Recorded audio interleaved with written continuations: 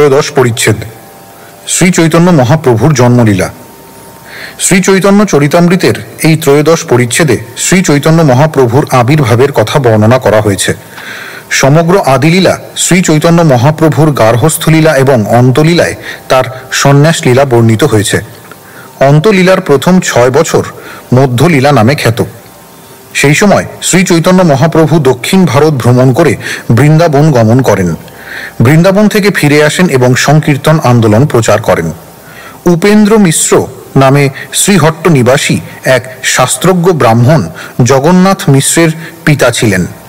জগন্নাথ মিশ্র নবদ্বীপে নীলাম্বর চক্রবর্তীর তত্ত্বাবধানে অধ্যয়ন করতে আসেন এবং তারপর নীলাম্বর চক্রবর্তীর কন্যা শচী দেবীকে বিবাহ করে নবদ্বীপে বসতি স্থাপন করেন। শ্রীমতী শচী দেবীর প্রথমে 8টি কন্যা হয়। সেই কন্যাগুলি জন্মের পর পরলোক গমন করলে নবম গর্ভে বিশ্বরূপের জন্ম হয়।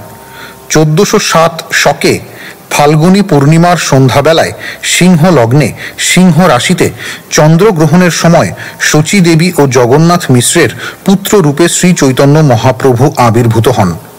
শ্রী চৈতন্য মহাপ্রভুর জন্মের কথা শুনে তত্ত্বজ্ঞানী পণ্ডিত ও ব্রাহ্মণেরা নানা রকম উপহার নিয়ে সেই নবজাতক শিশুটিকে দর্শন করতে আসেন।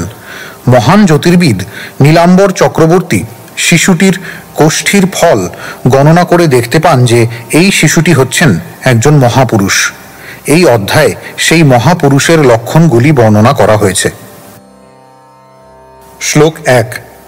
অনুবাদ। যার কৃপার প্রভাবে অত্যন্ত অধঃপতিত জন তার লীলা বর্ণনে সমর্থ হয়, সেই শ্রী চৈতন্য মহাপ্রভুর কৃপা আমি প্রার্থনা করি। তাৎপর্য: শ্রী চৈতন্য মহাপ্রভু অথবা শ্রীকৃষ্ণের কথা বর্ণনা করতে হলে অলৌকিক শক্তির প্রয়োজন হয়, যা হচ্ছে ভগবানের কৃপা ও আশীর্বাদ। এই কৃপা ও আশীর্বাদ ব্যতীত অপ্রাকৃত গ্রন্থ রচনা করা যায় না। ভগবানের কৃপার প্রভাবে অশিক্ষিত মানুষও অপূর্ব সুন্দরভাবে চিন্ময় তত্ত্ব বর্ণনা করতে পারে। যিনি শ্রীকৃষ্ণের শক্তিতে আবিষ্ট, তিনি শ্রীকৃষ্ণের কথা বর্ণনা করতে পারেন। কৃষ্ণ শক্তি বিনা নহে তার প্রবর্তন। চৈতন্য চরিতামৃত অন্ত 7ম অধ্যায় 11তম শ্লোক। পরমেশ্বর ভগবানের করুণার দ্বারা অভিষিক্ত না হলে ভগবানের নাম, যশ, গুণ, পরিকর আদি বর্ণনা করা যায় না। তাই দেখতে হবে যে শ্রীলকৃষ্ণ দাস কবিরাজ গোস্বামীর শ্রী চৈতন্য চরিতামৃতের বর্ণনা হচ্ছে গ্রন্থকারের উপর ভগবানের বিশেষ করুণার প্রকাশ, যদিও তিনি নিজেকে সবচাইতে অধঃপতিত বলে মনে করেছেন। নিজেকে অধঃপতিত বলেছেন বলে আমাদের তা মনে করা উচিত নয়। পক্ষান্তরে যিনি এমন সুন্দর অপ্রাকৃত শাস্ত্র রচনা করতে পারেন, তিনি আমাদের কাছে অবশ্যই পূজনীয়। শ্লোক 2। জয় জয় শ্রীকৃষ্ণ চৈতন্য গৌরচন্দ্র, জয়াদ্বৈত চন্দ্র জয় জয় নিত্যানন্দ।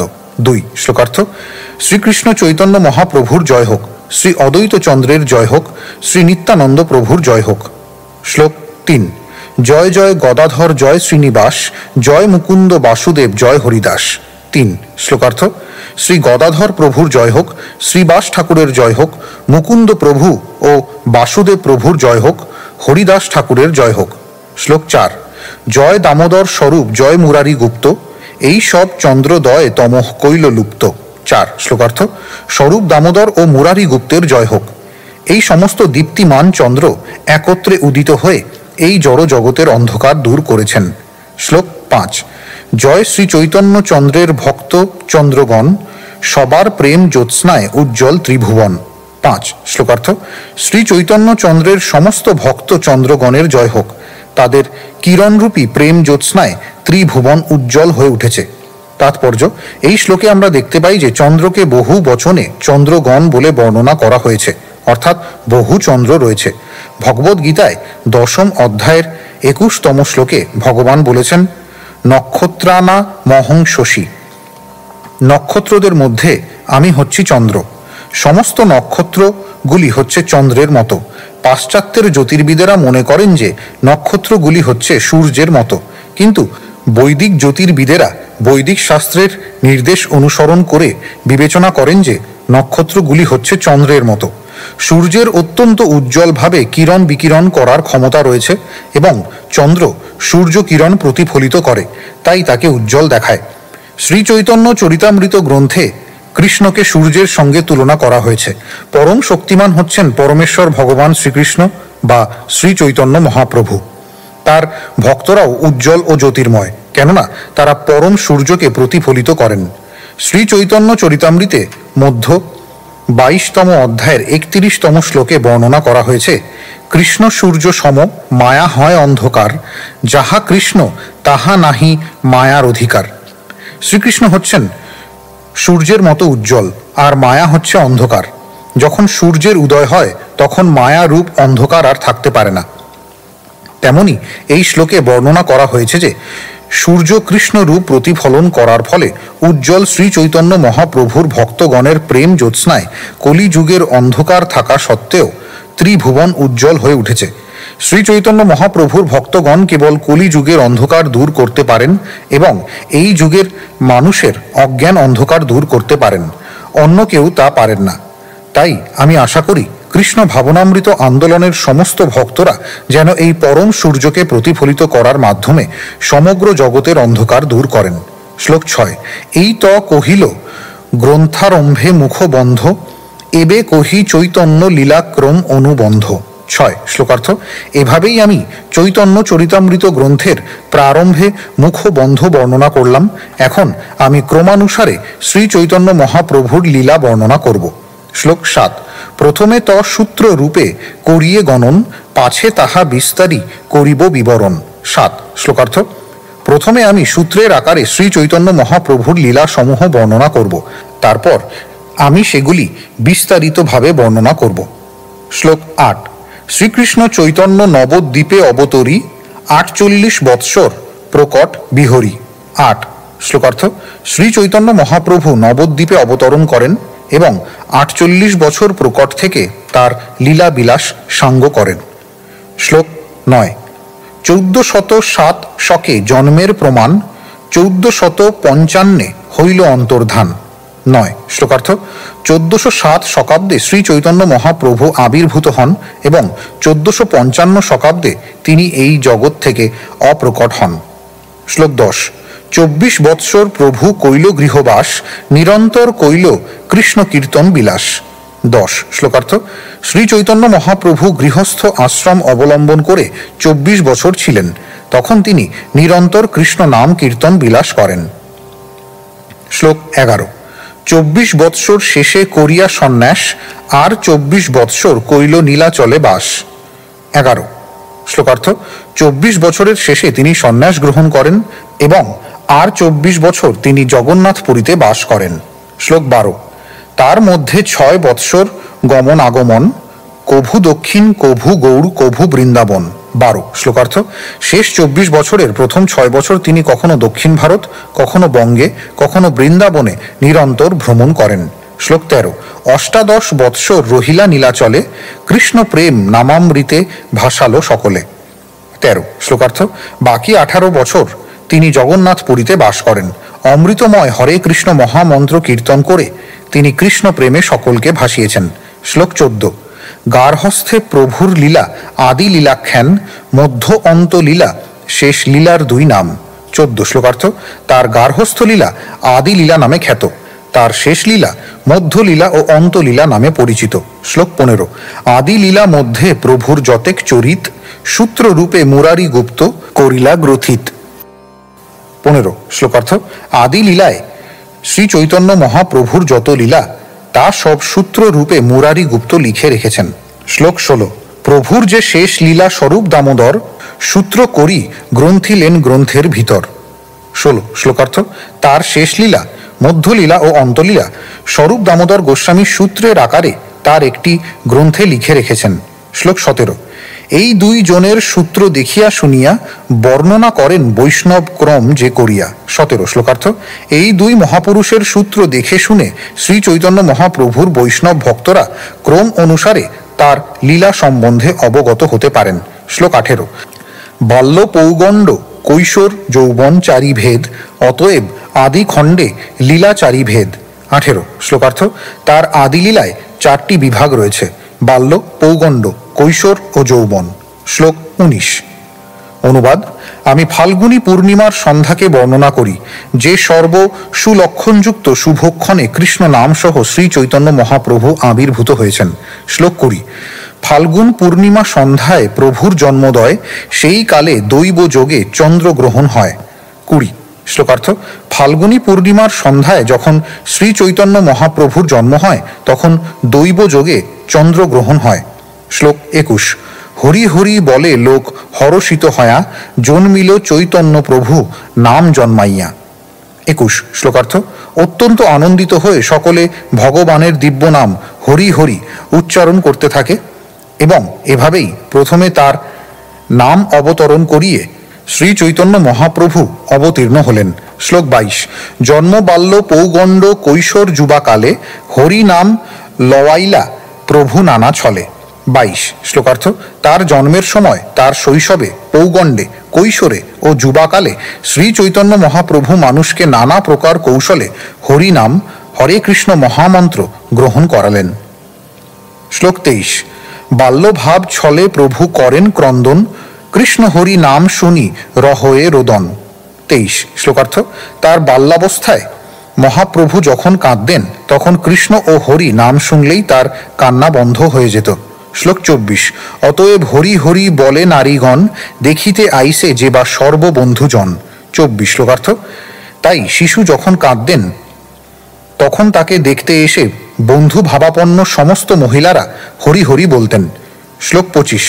গৌর হরি বলি তারে হাসে সর্বনারী, অতএব হইল তার নাম গৌর হরি। 25। শ্লোকার্থ: এই মজার ব্যাপার দেখে সমস্ত মহিলারা হাসতেন এবং তাকে গৌর হরি বলে ডাকতে শুরু করেন, সেই থেকে তার নাম গৌর হরি। শ্লোক 26। বাল্য বয়স যাবৎ হাতে খড়ি দিল, পৌগণ্ড বয়স যাবৎ বিবাহ না কইল। 26। শ্লোকার্থ: তার হাতে খড়ি পর্যন্ত তার বাল্য বয়স এবং বাল্য বয়স থেকে তার বিবাহ না করা পর্যন্ত বয়সকে বলা হয় পৌগণ্ড। শ্লোক 27। বিবাহ না করিলে হইল নবীন যৌবন, সর্বত্র লওয়াইল প্রভু নাম সংকীর্তন। 27। শ্লোকার্থ: তার বিবাহের পর যৌবনের আরম্ভ এবং তার যৌবনাবস্থায় তিনি সর্বত্রই সকলকে হরে কৃষ্ণ মহামন্ত্র কীর্তন করালেন। শ্লোক 28। পৌগণ্ড বয়সে পড়ান শিষ্যগণে, সর্বত্র করেন কৃষ্ণ নামের ব্যাখ্যানে। 28। শ্লোকার্থ: পৌগণ্ড বয়সে তিনি পড়তেন এবং শিষ্যদেরকেও পড়াতেন, তখন তিনি সর্বত্র শ্রীকৃষ্ণের দিব্য নামের মহিমা ব্যাখ্যা করতেন। শ্লোক 29। সূত্র বৃত্তি পাঁজি টিকা কৃষ্ণেতে তাৎপর্য, শিষ্যের প্রতীত হয় প্রভাব আশ্চর্য। 29। শ্লোকার্থ: শ্রী চৈতন্য মহাপ্রভু যখন তার শিষ্যদেরকে ব্যাকরণ পড়াতেন তখন তিনি সব কিছুর মধ্য দিয়েই তাদের কাছে শ্রীকৃষ্ণের মহিমা ব্যাখ্যা করতেন। পড়ার সমস্ত বিষয় ছিল কৃষ্ণ কেন্দ্রিক এবং তার শিষ্যরা অনায়াসে তা বুঝতে পারতেন। এভাবেই তার প্রভাব ছিল আশ্চর্যজনক। তাৎপর্য: শ্রীল জীব গোস্বামীর লঘু হরিনামামৃত ব্যাকরণ ও বৃহৎ হরিনামামৃত ব্যাকরণ নামে দুভাগে বিভক্ত একটি ব্যাকরণ গ্রন্থ প্রণয়ন করেছেন। কেউ যদি এই দুটি ব্যাকরণ গ্রন্থ অধ্যয়ন করেন তাহলে তিনি সংস্কৃত ব্যাকরণ শিক্ষার সঙ্গে সঙ্গে মহান কৃষ্ণ ভক্ত হওয়ার শিক্ষাও লাভ করেন। চৈতন্য ভাগবতের মধ্যখণ্ডে প্রথম অধ্যায় শ্রী চৈতন্য মহাপ্রভুর ব্যাকরণ শিক্ষা দেওয়ার প্রণালী বর্ণনা করে বলা হয়েছে, আবিষ্ট হইয়া প্রভু করয়ে ব্যাখ্যান, সূত্র বৃত্তি টিকায় সকল হরিনাম। প্রভু বলে সর্বকাল সত্য কৃষ্ণ নাম, সর্বশাস্ত্রে কৃষ্ণ বই না বলয়ে আন। হর্তা কর্তা পালয়িতা কৃষ্ণ সে ঈশ্বর, অজ ভব আদি সব কৃষ্ণের কিঙ্কর। কৃষ্ণের চরণ ছাড়ি যে আর বাখানে, বৃথা জন্ম যায় তার অসত্য বচনে। আগম বেদান্ত আদি যত দর্শন, সর্বশাস্ত্রে কহে কৃষ্ণ পদে ভক্তিধন। অর্থাৎ মহাপ্রভু ব্যাখ্যা করে বুঝিয়ে দিলেন যে ব্যাকরণের সূত্র কৃষ্ণের দিব্য নামের মতোই নিত্য। যেমন ভগবদ্গীতায় 15 অধ্যায়ের 15 শ্লোকে বলা হয়েছে, বেদৈশ্চ সর্বৈরহমেব বেদ্য। সমস্ত বেদের একমাত্র উদ্দেশ্য হচ্ছে শ্রীকৃষ্ণকে জানা। তাই কেউ যদি শ্রীকৃষ্ণ ছাড়া অন্য কিছুর ব্যাখ্যা করেন তাহলে অর্থহীন প্রচেষ্টায় কঠোর পরিশ্রম করে তার সময় নষ্ট হয় এবং তার জীবন ব্যর্থ হয়। যদি কেউ অধ্যয়ন ও অধ্যাপনার সময় কৃষ্ণের সম্বন্ধে ব্যাখ্যা না করেন তবে সে একটি নরাধম। সেই প্রসঙ্গে ভগবদ্গীতায় 7ম অধ্যায়ের 15 শ্লোকে বলা হয়েছে, নরাধমা মায়য়া প্রহৃত জ্ঞানা। শাস্ত্রের মর্ম না জেনে কেউ যদি অধ্যাপনা করে তাহলে তার সেই অধ্যাপনা গর্ধবের চিৎকারের মতোই বিরক্তিকর। শ্লোক 30, যারে দেখে তারে কহে কহ কৃষ্ণ নাম, কৃষ্ণ নামে ভাসাইল নবদ্বীপ গ্রাম। 30 শ্লোকার্থ, শ্রী চৈতন্য মহাপ্রভু ছাত্রাবস্থায় যাকেই দেখতেন তাকেই কৃষ্ণ নাম করতে বলতেন। এভাবেই তিনি কৃষ্ণ নামে সারা নবদ্বীপ নগরকে প্লাবিত করেন। তাৎপর্য, বর্তমানে যাকে নবদ্বীপ ধাম বলা হয় তা হচ্ছে পূর্ণ নবদ্বীপের একটি অংশ মাত্র। নবদ্বীপ মানে হচ্ছে 9টি দ্বীপ। এই 9টি দ্বীপ 32 বর্গ মাইল স্থান জুড়ে বর্তমান এবং তা গঙ্গার বিভিন্ন শাখার দ্বারা পরিবৃত। নবদ্বীপের 9টি দ্বীপ নববিধা ভক্তি লাভ করার স্থান। নববিধা ভক্তির বর্ণনা করে শ্রীমদ্ ভাগবতে 7ম স্কন্ধ 5ম অধ্যায় 23তম শ্লোকে বলা হয়েছে, শ্রবণং কীর্তনম বিষ্ণুঃ স্মরণম পাদসেবনম অর্চনম বন্দনম দাস্যম সখ্যম আত্মনিবেদনম। এই নববিধা ভক্তি অনুশীলনের পৃথক স্থানস্বরূপ দ্বীপগুলি হচ্ছে 1 অন্তর্দ্বীপ, 2 সীমন্তদ্বীপ, 3 গোদ্রুমদ্বীপ, 4 মধ্যদ্বীপ, 5 কোলদ্বীপ, 6 ঋতুদ্বীপ, 7 জহ্নুদ্বীপ, 8 মদদ্রুম দ্বীপ ও 9 রুদ্রদ্বীপ। সেটেলমেন্টের মানচিত্র অনুসারে আমাদের ইস্কনের মন্দির রুদ্রদ্বীপে অবস্থিত। রুদ্রদ্বীপের ঠিক পাশেই হচ্ছে অন্তর্দ্বীপ। অন্তর্দ্বীপের মধ্যস্থলে শ্রী মায়াপুর ধামে শ্রী চৈতন্য মহাপ্রভুর পিতৃদেব শ্রী জগন্নাথ মিশ্র বাস করতেন। সেই সমস্ত দ্বীপে শ্রী চৈতন্য মহাপ্রভু নবীন বয়সে ভক্তগণ সহ সংকীর্তন করতেন। এভাবেই তিনি কৃষ্ণ প্রেমের বন্যায় সমস্ত নবদ্বীপকে প্লাবিত করেছিলেন। শ্লোক 31, কিশোর বয়সে আরম্ভিলা সংকীর্তন, রাত্র দিনে প্রেমে নৃত্য করে ভক্তগণ। 31 শ্লোকার্থ, কিশোর বয়সে তিনি সংকীর্তন আন্দোলন শুরু করেন। দিন রাত কৃষ্ণ প্রেমে মত্ত হয়ে তিনি তার ভক্তগণ সহ নৃত্য কীর্তন করতেন। শ্লোক 32, নগরে নগরে ভ্রমে কীর্তন করিয়া ভাসাইল ত্রিভুবন প্রেম ভক্তি দিয়া। 32 শ্লোকার্থ, সংকীর্তন করতে করতে মহাপ্রভু নগরে নগরে ভ্রমণ করতেন। এভাবেই প্রেম ভক্তি বিতরণ করে তিনি সমস্ত জগৎকে প্লাবিত করেন। তাৎপর্য, কেউ প্রশ্ন করতে পারে শ্রী চৈতন্য মহাপ্রভু কেবল নবদ্বীপে কীর্তন করেছিলেন, তাহলে ত্রিভুবন প্লাবিত হন কি করে? তার উত্তর এই যে শ্রী চৈতন্য মহাপ্রভু হচ্ছেন স্বয়ং শ্রীকৃষ্ণ। ভগবান শ্রীকৃষ্ণের ইচ্ছাই সমগ্র বিশ্ব ব্রহ্মাণ্ডের প্রকাশ হয় এবং ভগবানই তা সক্রিয় করেন। অনুরূপভাবে শ্রী চৈতন্য মহাপ্রভুর ইচ্ছার প্রভাবে আজ থেকে 500 বছর আগে সংকীর্তন আন্দোলনের সূচনা হয়েছিল। তার ইচ্ছা এই আন্দোলন যেন সমগ্র ব্রহ্মাণ্ড জুড়ে প্রসারিত হয়। কৃষ্ণ ভাবনামৃত আন্দোলন হচ্ছে তারই বিস্তার এবং তা আজ সারা পৃথিবী জুড়ে প্রসারিত হয়েছে। এভাবেই তা ধীরে ধীরে সমগ্র বিশ্ব ব্রহ্মাণ্ড জুড়ে প্রসারিত হবে। কৃষ্ণ ভাবনামৃত আন্দোলনের প্রসারের ফলে প্রতিটি জীব কৃষ্ণ প্রেমের সমুদ্রে নিমজ্জিত হবে। শ্লোক 33, 24 বৎসর ওইছে নবদ্বীপ গ্রামে, লওয়াইলা সর্বলোকে কৃষ্ণ প্রেম নামে। 33 শ্লোকার্থ, শ্রী চৈতন্য মহাপ্রভু নবদ্বীপে 24 বছর বাস করেন এবং তিনি প্রতিটি মানুষকে হরে কৃষ্ণ মহামন্ত্র কীর্তন করিয়ে কৃষ্ণ প্রেমে মগ্ন করেছিলেন। শ্লোক 34, 24 বৎসর ছিলা করিয়া সন্ন্যাস, ভক্তগণ লয়া কইলা নীলাচলে বাস। 34 শ্লোকার্থ, বাকি 24 বছর শ্রী চৈতন্য মহাপ্রভু সন্ন্যাস গ্রহণ করে তার ভক্তদের নিয়ে জগন্নাথপুরীতে বাস করেছিলেন। শ্লোক 35, তার মধ্যে নীলাচলে 6 বৎসর নৃত্য গীত প্রেম ভক্তি দান নিরন্তর। 35 শ্লোকার্থ, সেই 24 বছরের মধ্যে 6 বছর নীলাচলে তিনি নিরন্তর নৃত্য করে ও কীর্তন করে প্রেম ভক্তি দান করেছিলেন। শ্লোক 36, সেতু বন্ধ আর গৌর ব্যাপী বৃন্দাবন, প্রেম নাম প্রচারিয়া করিলা ভ্রমণ। 36 শ্লোকার্থ, এই 6 বছর তিনি সেতু বন্ধ থেকে গৌড়বঙ্গ হয়ে বৃন্দাবন পর্যন্ত নৃত্য গীতের মাধ্যমে নাম প্রেম প্রচার করে সারা ভারত ভ্রমণ করেন। শ্লোক 37, এই মধ্য লীলা নাম লীলা মুখ্য ধাম, শেষ 18 বর্ষ অন্তলীলা নাম।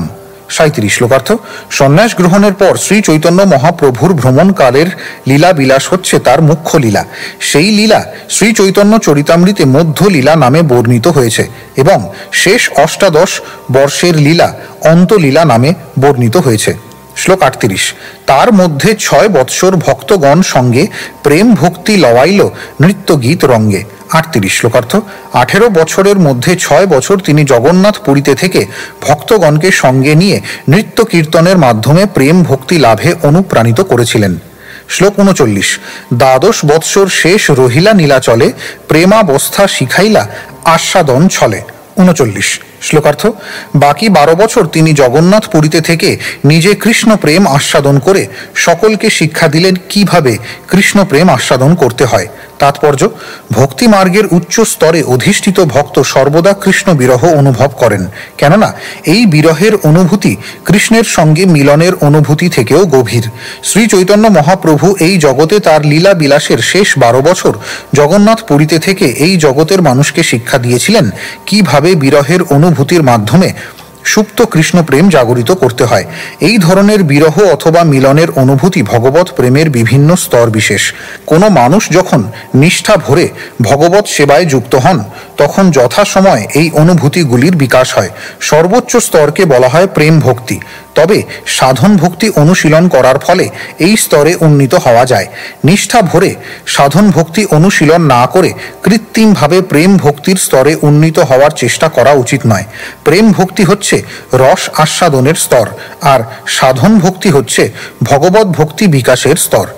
শ্রী চৈতন্য মহাপ্রভু তার নিজের জীবনে এই ভক্তির পন্থা পূর্ণরূপে অনুশীলন করার মাধ্যমে জীবকে শিক্ষা দিয়ে গেছেন। তাই বলা হয়েছে, আপনি আচরি ভক্তি শিখাইমু সবারে। শ্রী চৈতন্য মহাপ্রভু হচ্ছেন স্বয়ং শ্রীকৃষ্ণ, কিন্তু কৃষ্ণ ভক্তরূপে তিনি সমস্ত জগৎকে শিক্ষা দিয়ে গেছেন কিভাবে ভগবত ভক্তির অনুশীলন করতে হয় এবং তার ফলে যথাসময়ে প্রকৃত আলয় ভগবত ধামে ফিরে যাওয়া যায়। শ্লোক 40। রাত্রি দিবসে কৃষ্ণ বিরহ স্ফুরণ উন্মাদের চেষ্টা করে প্রলাপ বচন। 40 শ্লোকার্থ। দিন রাত শ্রী চৈতন্য মহাপ্রভু কৃষ্ণ বিরহ অনুভব করতেন। সেই বিপ্রলম্ভ ভাবের লক্ষণগুলি প্রকাশ করে তিনি উন্মাদের মতো কখনো কাঁদতেন, কখনো প্রলাপ বলতেন। শ্লোক 41। শ্রী রাধার প্রলাপ জয়ছে উদ্ভব দর্শনে, সেই মত উন্মাদ প্রলাপ করে রাত্রি দিনে। 41 শ্লোকার্থ। উদ্ভবকে দেখে শ্রীমতী রাধারানী যেমন প্রলাপ বলেছিলেন, শ্রী চৈতন্য মহাপ্রভুও তেমনি শ্রীমতী রাধারানীর ভাবে ভাবিত হয়ে রাত দিন উন্মাদের মতো প্রলাপ বলতেন। তাৎপর্য: বৃন্দাবনে উদ্ভবকে দেখে শ্রীমতী রাধারানী যেভাবে স্বগতোক্তি করেছিলেন, শ্রী চৈতন্য মহাপ্রভুও তেমনভাবেই ভাবাবিষ্ট হয়ে প্রলাপ বকতেন। শ্রীকৃষ্ণের উপেক্ষায় ঈর্ষা ও উন্মাদনার ফলে অভিভূত হয়ে শ্রীমতী রাধারানী একটি ভ্রমরকে তিরস্কার করতে শুরু করেন। তখন তিনি ঠিক একজন উন্মাদিনীর মতো কথা বলেছিলেন। তার লীলার শেষ দিকে শ্রী চৈতন্য মহাপ্রভুও ভগবত প্রেমের এই সমস্ত লক্ষণগুলি প্রদর্শন করেছিলেন। এই সম্পর্কে আদি লীলার 4th পরিচ্ছেদের 107 ও 108 শ্লোক দ্রষ্টব্য। শ্লোক 42। বিদ্যাপতি জয়দেব চণ্ডীদাসের গীত আস্বাদনে রামানন্দ স্বরূপ সহিত। 42 শ্লোকার্থ। বিদ্যাপতি জয়দেব ও চণ্ডীদাসের গ্রন্থাবলী শ্রী চৈতন্য মহাপ্রভু পাঠ করতেন এবং তার অন্তরঙ্গ পার্ষদ শ্রী রামানন্দ রায় ও স্বরূপ দামোদর গোস্বামীর সঙ্গে তাদের গীত আস্বাদন করতেন। তাৎপর্য: বিদ্যাপতি ছিলেন রাধা কৃষ্ণের লীলা বর্ণনাকারী বিখ্যাত কবি। তিনি ছিলেন মিথিলাবাসী ব্রাহ্মণ।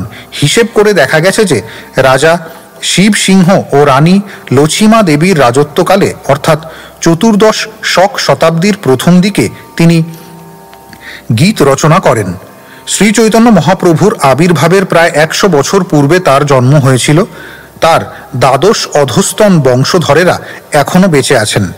তার রচিত কৃষ্ণ গীত সমূহ গভীর বিপ্রলম্ব ভাবে পূর্ণ এবং শ্রী চৈতন্য মহাপ্রভু কৃষ্ণ বিরহে আবিষ্ট হয়ে সেই সমস্ত গীত আস্বাদন করেছিলেন। একাদশ অথবা দ্বাদশ শক শতাব্দীতে মহারাজ লক্ষণ সেনের রাজত্বকালে জয়দেবের জন্ম হয়। তার পিতার নাম ছিল ভোজদেব এবং মাতার নাম ছিল বামা দেবী। বঙ্গদেশের তৎকালীন রাজধানী নবদ্বীপ নগরে তিনি বহুদিন বাস করেন।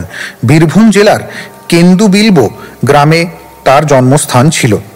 কারো কারো মতে তার জন্ম হয় উড়িষ্যায় এবং অন্য কারো মতে তার জন্ম হয় দক্ষিণ ভারতে। তার জীবনের শেষ দিনগুলি তিনি জগন্নাথ পুরীতে অতিবাহিত করেন। তার প্রসিদ্ধ গ্রন্থাবলীর মধ্যে একটি হচ্ছে গীত গোবিন্দ, যা অপ্রাকৃত বিপ্রলম্ভভাবে পূর্ণ। রাস নৃত্যের পূর্বে ব্রজগোপিকারা শ্রীকৃষ্ণের বিরহ অনুভব করেছিলেন, সেই কথা শ্রীমদ্ ভাগবতে বর্ণনা করা হয়েছে এবং গীত গোবিন্দ গ্রন্থে সেই ভাব ব্যক্ত হয়েছে। বহু বৈষ্ণব গীত গোবিন্দের ভাষ্য রচনা করেছেন। বীরভূম জেলার নান্নুর গ্রামে এক ব্রাহ্মণ পরিবারে চণ্ডীদাসের জন্ম হয়। কথিত আছে যে তার জন্ম হয় চতুর্দশ শতাব্দীর প্রথম দিকে। সম্ভবত চণ্ডীদাস ও বিদ্যাপতির মধ্যে গভীর বন্ধুত্ব ছিল, কেননা তাদের লেখায় অপ্রাকৃত বিপ্রলম্ভ রস প্রচুর ব্যক্ত হয়েছে। চণ্ডীদাস ও বিদ্যাপতি তাদের লেখায় যে ভাব বর্ণনা করেছেন, শ্রী চৈতন্য মহাপ্রভু সেই ভাব প্রদর্শন করেছেন। শ্রীমতী রাধা রানীর ভাবে বিভাবিত হয়ে তিনি সেই সমস্ত রস আস্বাদন করেছেন এবং সেই লীলায় তার সঙ্গী ছিলেন শ্রী রামানন্দ রায় ও শ্রী স্বরূপ দামোদর গোস্বামী। শ্রী চৈতন্য মহাপ্রভুর এই দুজন অতি অন্তরঙ্গ পার্ষদ মহাপ্রভুকে শ্রীমতী রাধা রানীর ভাবে বিভাবিত হতে অত্যন্ত সাহায্য করতেন। এই সম্পর্কে শ্রীল ভক্তি সিদ্ধান্ত সরস্বতী ঠাকুর মন্তব্য করেছেন যে বিদ্যাপতি, চণ্ডীদাস ও জয়দেবের গ্রন্থাবলী থেকে শ্রী চৈতন্য মহাপ্রভু যে বিপ্রলম্ভ রস আস্বাদন করেছিলেন, তাতে কেবল শ্রী রামানন্দ রায় ও স্বরূপ দামোদরের মতো পরমহংসদেরই অধিকার রয়েছে। শ্রী চৈতন্য মহাপ্রভুর লীলা অনুকরণ করে সাধারণ মানুষদের এই সমস্ত বিষয় আলোচনা করা উচিত নয়। ভগবত ভক্তিবিহীন ইন্দ্রিয় তর্পণ পরায়ণ তথাকথিত শিক্ষিত মানুষদের এবং জড়জাগতিক কবিতার সমালোচক ছাত্রদের এই অতি উচ্চ স্তরের অপ্রাকৃত সাহিত্য পাঠ করা উচিত নয়। যে সমস্ত মানুষ ইন্দ্রিয় সুখ ভোগের প্রতি লালায়িত, তাদের রাগানুগা ভক্তির অনুকরণ করার চেষ্টা করা উচিত নয়। বিদ্যাপতি, চণ্ডীদাস ও জয়দেব তাদের কবিতায় পরমেশ্বর ভগবানের অপ্রাকৃত লীলা বিলাসের কথা বর্ণনা করেছেন। জড় বিষয়াসক্ত সমালোচকেরা বিদ্যাপতি, চণ্ডীদাস ও জয়দেবের গীতিসমূহের যে আলোচনা করেন, তার ফলে জনসাধারণ লম্পটে পরিণত হয় এবং জগতে ব্যভিচার ও নাস্তিকতা বৃদ্ধি পায়। রাধা কৃষ্ণের অপ্রাকৃত লীলাবিলাসকে প্রাকৃত নায়ক নায়িকার কাম ক্রীড়া বলে মনে করে ভুল করা উচিত নয়। নায়ক নায়িকার প্রাকৃত কাম ক্রীড়া অত্যন্ত জঘন্য। তাই যারা দেহাত্ম বুদ্ধিযুক্ত ও ইন্দ্রিয় তর্পণে রত, তাদের ক্ষেত্রে রাধা কৃষ্ণের লীলার যে কোনো রকম আলোচনা সম্পূর্ণভাবে নিষিদ্ধ। শ্লোক 43। কৃষ্ণের বিয়োগে যত প্রেম চেষ্টিত, আশা দিয়া পূর্ণ কইল আপন বাঞ্ছিত। 43 শ্লোকার্থ। শ্রী চৈতন্য মহাপ্রভু শ্রীকৃষ্ণের বিরহজনিত প্রেম রস আস্বাদন করলেন এবং এভাবেই তিনি তার মনোবাঞ্ছা পূর্ণ করলেন। তাৎপর্য: শ্রী চৈতন্য চরিতামৃতের শুরুতে বলা হয়েছে যে শ্রী চৈতন্য মহাপ্রভু শ্রীকৃষ্ণের প্রতি রাধা রানীর প্রেম আস্বাদন করার জন্য অবতীর্ণ হয়েছিলেন। তার প্রতি রাধা রানীর প্রেমানুভূতি যে কেমন, শ্রীকৃষ্ণ পূর্ণরূপে তা বুঝতে পারেননি। তাই তিনি রাধা রানীর ভাব অবলম্বন করে সেই অনুভূতি আস্বাদন করতে চেয়েছিলেন। শ্রী চৈতন্য মহাপ্রভু হচ্ছেন রাধা রানীর ভাব সমন্বিত শ্রীকৃষ্ণ। পক্ষান্তরে তিনি হচ্ছেন রাধা কৃষ্ণের মিলিত প্রকাশ। তাই বলা হয়েছে, শ্রীকৃষ্ণ চৈতন্য রাধা কৃষ্ণ নহে অন্য। কেবল শ্রী চৈতন্য মহাপ্রভুকে আরাধনা করার মাধ্যমে রাধা রানী ও কৃষ্ণের প্রেম আস্বাদন করা যায়। তাই সরাসরিভাবে রাধা কৃষ্ণকে জানার চেষ্টা না করে শ্রী চৈতন্য মহাপ্রভু এবং তার ভক্তদের মাধ্যমে তাদের জানতে হয়। শ্রীল নরোত্তম দাস ঠাকুর তাই গেয়েছেন, রূপ রঘুনাথ পদে হইবে আকুতি, কবে হাম বুঝব সে যুগল পীরিতি। শ্রীরূপ গোস্বামী, শ্রী সনাতন গোস্বামী, শ্রী রঘুনাথ দাস গোস্বামী এবং শ্রী চৈতন্য মহাপ্রভুর ভক্তদের শ্রীপাদপদ্মের সেবা করার আকুলতা আমার কবে হবে এবং তার ফলে কবে আমি রাধা কৃষ্ণের যুগল প্রেম হৃদয়ঙ্গম করার যোগ্যতা অর্জন করতে পারব। শ্লোক 44। অনন্ত চৈতন্য লীলা ক্ষুদ্র জীব হয়া, কে বর্ণিতে পারে তাহা বিস্তার করিয়া। 44 শ্লোকার্থ। শ্রী চৈতন্য মহাপ্রভুর লীলা অনন্ত। আমার মতো একটি ক্ষুদ্র জীব কিভাবে সেই অপ্রাকৃত লীলা বিস্তারিতভাবে বর্ণনা করতে পারে। শ্লোক 45। সূত্র করি গণে যদি আপনে অনন্ত, সহস্র বদনে তেহ নাহি পায় অন্ত। 45 শ্লোকার্থ। অনন্ত শেষ স্বয়ং যদি সূত্রের আকারে শ্রী চৈতন্য মহাপ্রভুর লীলা বর্ণনা করতে চায়, তাহলে সহস্র মুখ থাকা সত্ত্বেও তার পক্ষে তার অন্ত খুঁজে পাওয়া সম্ভব নয়। শ্লোক 46। দামোদর স্বরূপ আর গুপ্ত মুরারি মুখ্য মুখ্য লীলা সূত্রে লিখিয়াছে বিচারী। 46 শ্লোকার্থ। শ্রীরূপ দামোদর ও মুরারি গুপ্ত শ্রী চৈতন্য মহাপ্রভুর মুখ্য মুখ্য লীলাগুলি বিচার করে সূত্রের আকারে লিখে গেছেন। শ্লোক 47। সেই অনুসারে লিখি লীলা সূত্রগণ বিস্তারী বর্ণিয়াছেন তাহা দাস বৃন্দাবন। 47 শ্লোকার্থ। শ্রীরূপ দামোদর ও মুরারি গুপ্তের কর্চার ভিত্তিতে আমি শ্রী চৈতন্য মহাপ্রভুর লীলা বর্ণনা করছি। শ্রীল বৃন্দাবন দাস ঠাকুর সেই সূত্রগুলি বিস্তারিতভাবে বর্ণনা করেছেন। শ্লোক 48। চৈতন্য লীলার ব্যাস দাস বৃন্দাবন মধুর করিয়া লীলা করিলা রচন। 48 শ্লোকার্থ। শ্রী চৈতন্য মহাপ্রভুর লীলার প্রামাণিক বর্ণনাকারী হচ্ছেন শ্রীল বৃন্দাবন দাস ঠাকুর। তিনি শ্রীল ব্যাসদেব থেকে অভিন্ন। তিনি মধুর থেকে মধুরতর ভাবে মহাপ্রভুর লীলা সমূহ বর্ণনা করেছেন। শ্লোক 49। গ্রন্থ বিস্তার ভয় ছাড়িলা যে যে স্থান, সেই সেই স্থানে কিছু করিব ব্যাখ্যান। 49 শ্লোকার্থ। গ্রন্থটি অত্যন্ত বড় হয়ে যাওয়ার ভয়ে তিনি কোনো কোনো স্থান বিশদভাবে বর্ণনা করেননি। আমি যতদূর সম্ভব সেই স্থানগুলি পূর্ণ করার চেষ্টা করব। শ্লোক 50। প্রভুর লীলামৃত তেহ কৈল আস্বাদন, তার ভুক্ত শেষ কিছু করিয়ে চর্মন। 50 শ্লোকার্থ। শ্রীল বৃন্দাবন দাস ঠাকুর শ্রী চৈতন্য মহাপ্রভুর অপ্রাকৃত লীলা বিলাসের অমৃত আস্বাদন করেছেন। আমি কেবল তার ভুক্তাবশিষ্ট চর্বণ করছি। শ্লোক 51। আদি লীলা সূত্র লিখি শুনো ভক্তগণ, সংক্ষেপে লিখিয়ে সম্যক না যায় লিখন। 51 শ্লোকার্থ। হে চৈতন্য মহাপ্রভুর ভক্তগণ, আমি এখন সংক্ষেপে আদি লীলার সূত্র লিখছি, কেননা পূর্ণরূপে সেই সমস্ত লীলা বর্ণনা করা সম্ভব নয়। শ্লোক 52। কোন বাঞ্ছা পূরণ লাগি ব্রজেন্দ্র কুমার, অবতীর্ণ হইতে মনে করিলা বিচার। 52 শ্লোকার্থ। তার মনের কোনো এক বিশেষ বাসনা পূর্ণ করার জন্য ব্রজেন্দ্র কুমার শ্রীকৃষ্ণ গভীরভাবে বিচার করে এই লোকে অবতীর্ণ হতে মনস্থ করেন। শ্লোক 53। আগে অবতারিলা যে যে গুরু পরিবার, সংক্ষেপে কহিয়ে কহা না যায় বিস্তার। 53 শ্লোকার্থ। তাই শ্রীকৃষ্ণ প্রথমে তার পরিবারের গুরুজনদের পৃথিবীতে অবতরণ করালেন। আমি সংক্ষেপে তা বর্ণনা করার চেষ্টা করছি, কেননা পূর্ণরূপে তা বর্ণনা করা সম্ভব নয়। শ্লোক 54 এবং 55। শ্রী শচী জগন্নাথ, শ্রী মাধব পুরী, কেশব ভারতী আর শ্রী ঈশ্বর পুরী। 54। অদ্বৈত আচার্য আর পণ্ডিত শ্রীবাস, আচার্য রত্ন বিদ্যানিধি ঠাকুর হরিদাস। 55 শ্লোকার্থ। শ্রীকৃষ্ণ শ্রী চৈতন্য মহাপ্রভুরূপে আবির্ভূত হওয়ার পূর্বে শ্রীমতী শচী দেবী, জগন্নাথ মিশ্র, মাধবেন্দ্র পুরী, কেশব ভারতী, ঈশ্বর পুরী, অদ্বৈত আচার্য, শ্রীবাস পণ্ডিত, আচার্য রত্ন, বিদ্যানিধি ও ঠাকুর হরিদাস এদের তার আবির্ভাবের পূর্বে অবতীর্ণ হতে অনুরোধ করেন। শ্লোক 56। শ্রীহট্ট নিবাসী শ্রী উপেন্দ্র মিশ্র নাম, বৈষ্ণব পণ্ডিত ধনী সদ্গুণ প্রধান। 56 শ্লোকার্থ। শ্রী উপেন্দ্র মিশ্র শ্রীহট্ট জেলার অধিবাসী ছিলেন। তিনি ছিলেন শ্রী বিষ্ণুর মহান ভক্ত, পণ্ডিত, ধনী এবং সমস্ত সদ্গুণের আধার। তাৎপর্য: গৌর গণোদ্দেশ দীপিকায় 35 বর্ণনা করা হয়েছে যে উপেন্দ্র মিশ্র ছিলেন পর্জন্য নামক গোপাল, যিনি কৃষ্ণলীলায় শ্রীকৃষ্ণের পিতামহ। তিনি উপেন্দ্র মিশ্র রূপে শ্রীহট্ট জেলার ঢাকা দক্ষিণ গ্রামে আবির্ভূত হন। তার 7টি পুত্র ছিল। সেই স্থানের বহু বাসিন্দা এখনও নিজেদের উপেন্দ্র মিশ্রের অধস্তন বলে পরিচয় দেন। শ্লোক 57 এবং 58। সপ্ত মিশ্র তার পুত্র, সপ্ত ঋষীশ্বর, কংসারী পরমানন্দ, পদ্মনাভ সর্বেশ্বর। 57। জগন্নাথ জনার্দন ত্রৈলোক্যনাথ, নদীয়াতে গঙ্গা বাস কইল জগন্নাথ। 58 শ্লোকার্থ। উপেন্দ্র মিশ্রের 7টি পুত্র ছিল ঋষিতুল্য ও অত্যন্ত প্রভাবশালী, এবং তারা হচ্ছেন 1 কংসারী, 2 পরমানন্দ, 3 পদ্মনাভ, 4 সর্বেশ্বর, 5 জগন্নাথ, 6 জনার্দন ও 7 ত্রৈলোক্যনাথ। পঞ্চম পুত্র জগন্নাথ নদিয়ায় গঙ্গার তীরে বাস করতে মনস্থ করেন। শ্লোক 59।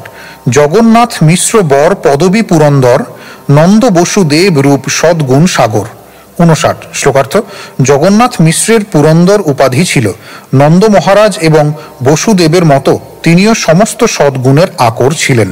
শ্লোক 60। তার পত্নী শচী নাম পতিব্রতা সতী, যার পিতা নীলাম্বর নাম চক্রবর্তী। 60 শ্লোকার্থ। তার পত্নী শ্রীমতী শচী দেবী পতিব্রতা সতী ছিলেন। শচী দেবীর পিতার নাম ছিল নীলাম্বর এবং তার পদবী চক্রবর্তী। তাৎপর্য: শ্রীল ভক্তি সিদ্ধান্ত সরস্বতী ঠাকুর তার অনুভাষ্যে বর্ণনা করেছেন।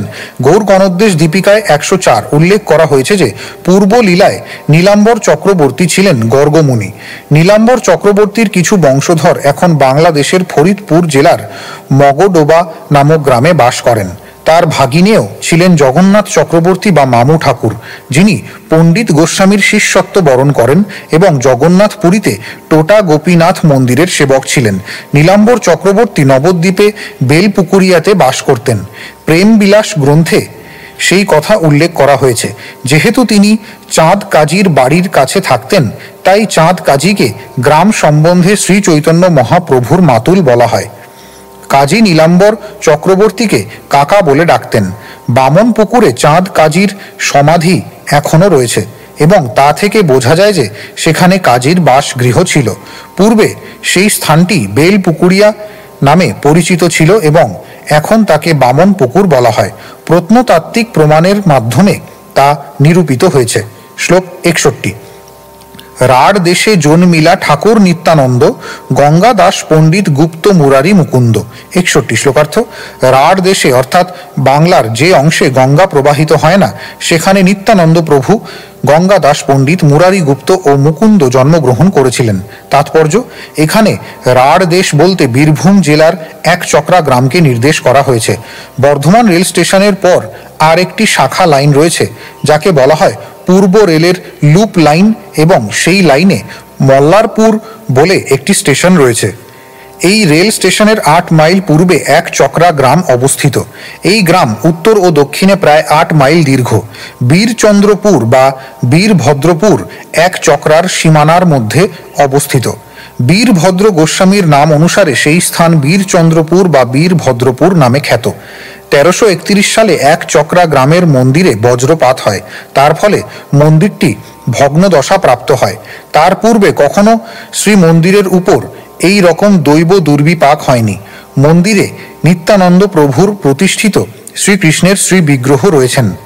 সেই বিগ্রহের নাম বঙ্কিম রায় বা বাঁকা রায়। বঙ্কিম রায়ের দক্ষিণ দিকে জাহ্নবা দেবীর বিগ্রহ এবং তার বাম দিকে শ্রীমতী রাধা রানীর বিগ্রহ আছেন।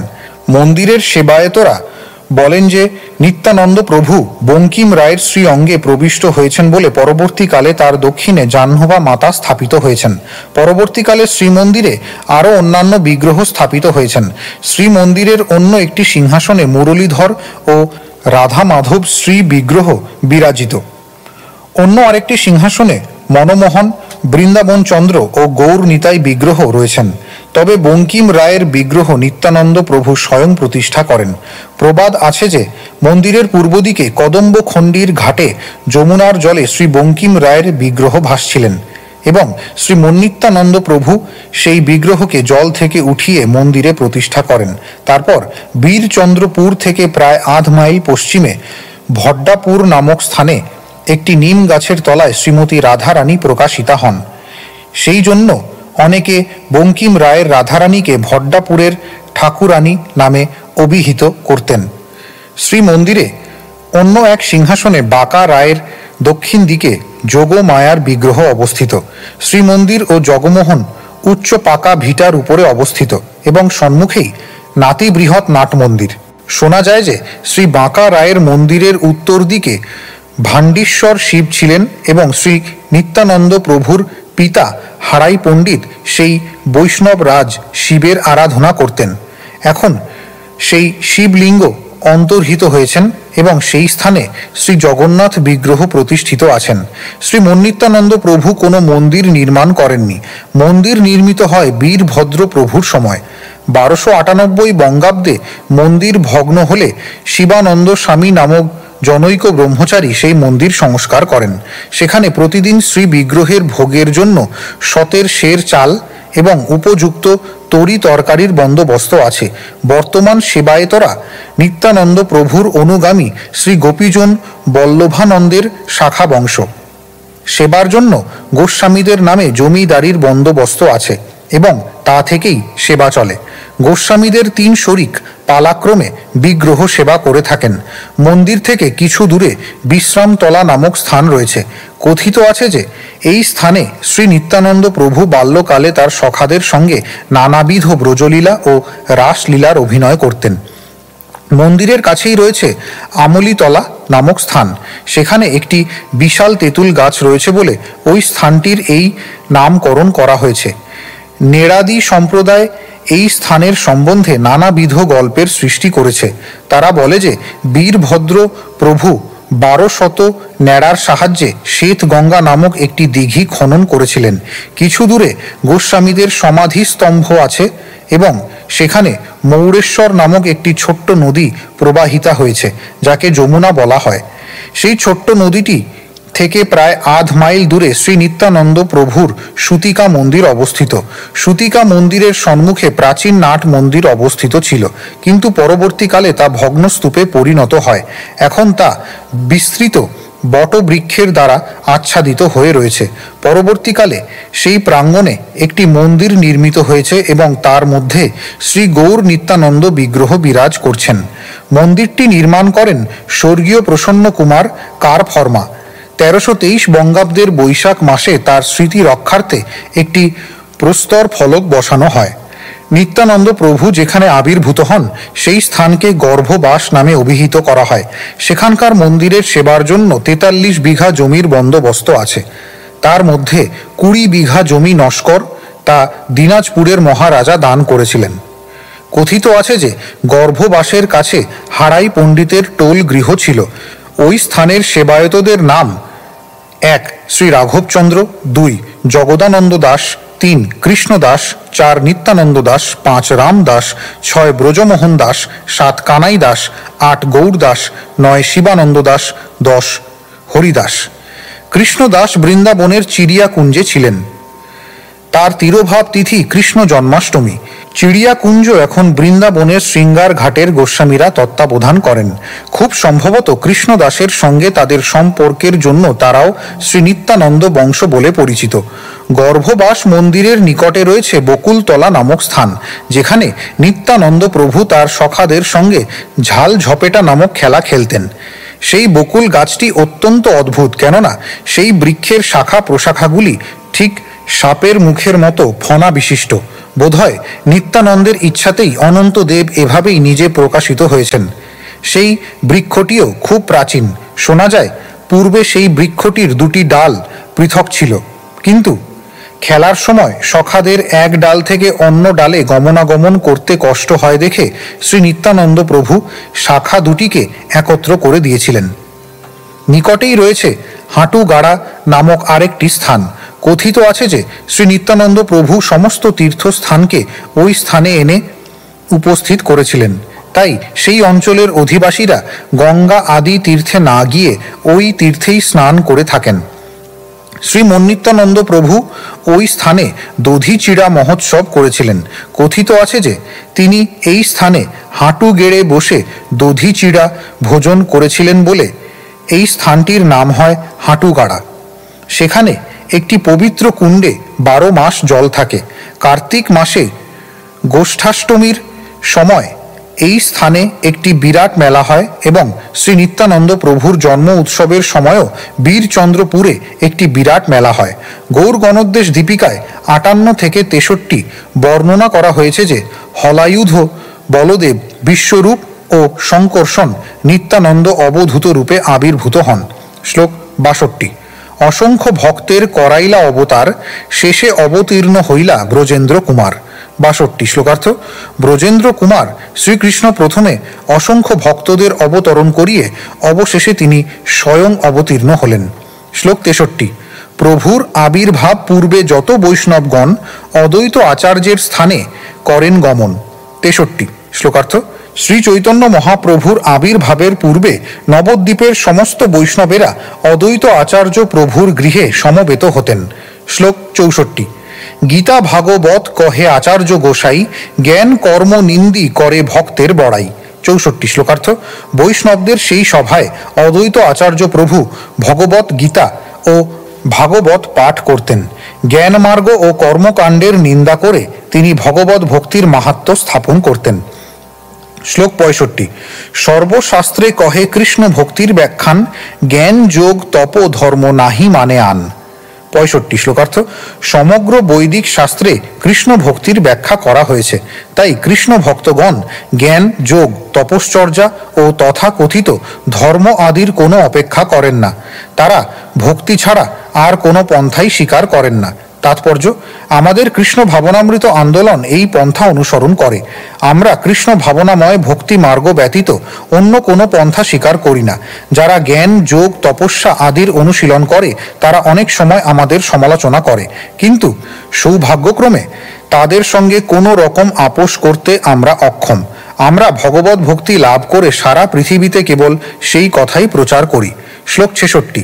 তার সঙ্গে আনন্দ করে বৈষ্ণবের গণ, কৃষ্ণ কথা কৃষ্ণ পূজা নাম সংকীর্তন। 66 শ্লোকার্থ। অদ্বৈত আচার্য প্রভুর গৃহে সমস্ত বৈষ্ণবেরা নিরন্তর কৃষ্ণ কথা কৃষ্ণ পূজা এবং হরে কৃষ্ণ মহামন্ত্র কীর্তন করে আনন্দে মগ্ন হয়েছিলেন। তাৎপর্য, এই আদর্শের ভিত্তিতে কৃষ্ণ ভাবনামৃত আন্দোলনের প্রচার করা হয়। শ্রীকৃষ্ণের কথা আলোচনা, কৃষ্ণ পূজা এবং হরে কৃষ্ণ মহামন্ত্র কীর্তন ব্যতীত আমাদের আর কোনো কৃত্য নেই। শ্লোক 67। কিন্তু সর্বলোক দেখি কৃষ্ণ বহির্মুখ, বিষয়ে নিমগ্ন লোক দেখি পায় দুঃখ। 67 শ্লোকার্থ। কিন্তু সমস্ত মানুষকে কৃষ্ণ বহির্মুখ হয়ে ইন্দ্রিয় সুখ ভোগে লিপ্ত হতে দেখে অদ্বৈত আচার্য প্রভু গভীর দুঃখ অনুভব করলেন। তাৎপর্য, কৃষ্ণ ভক্ত সারা পৃথিবীর দুর্দশাগ্রস্ত অবস্থা দেখে সর্বদা ব্যথিত হন। শ্রীল ভক্তি সিদ্ধান্ত সরস্বতী ঠাকুর বলতেন, এই পৃথিবীতে কোনো কিছুর অভাব নেই, অভাব কেবল কৃষ্ণ ভক্তির। সেটি হচ্ছে সমস্ত শুদ্ধ কৃষ্ণ ভক্তের দৃষ্টিভঙ্গি। কৃষ্ণ ভক্তির অভাবের ফলে বর্তমান মানব সমাজ ইন্দ্রিয় তর্পণ ও অজ্ঞানের সমুদ্রে নিমজ্জিত হয়ে এত দুঃখ দুর্দশা ভোগ করছে। পৃথিবীর এই অবস্থা দেখে কৃষ্ণ ভক্তগণ অত্যন্ত বিষণ্ণ হন। শ্লোক 68। লোকের নিস্তার হেতু করেন চিন্তন, কে মতে এসব লোকের হইবে তারণ। 68 শ্লোকার্থ। পৃথিবীর এই অবস্থা দেখে তিনি গভীরভাবে চিন্তা করতে শুরু করেন যে কিভাবে এই সমস্ত মানুষ মায়ার হাত থেকে উদ্ধার লাভ করবে। শ্লোক 69। কৃষ্ণ অবতরী করেন ভক্তির বিস্তার, তবে ত সকল লোকের হইবে নিস্তার। 69 শ্লোকার্থ। শ্রীল অদ্বৈত আচার্য প্রভু মনে মনে ভাবলেন, যদি শ্রীকৃষ্ণ স্বয়ং আবির্ভূত হয়ে ভগবত ভক্তি বিতরণ করেন তাহলেই কেবল সমস্ত মানুষকে উদ্ধার করা সম্ভব হবে।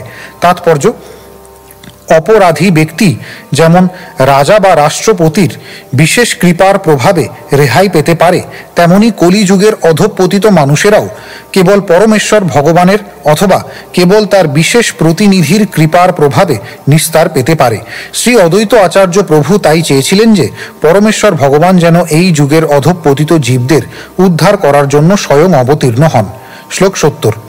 কৃষ্ণ অবতারিতে আচার্য প্রতিজ্ঞা করিয়া, কৃষ্ণ পূজা করে তুলসী গঙ্গা জল দিয়া। 70 শ্লোকার্থ।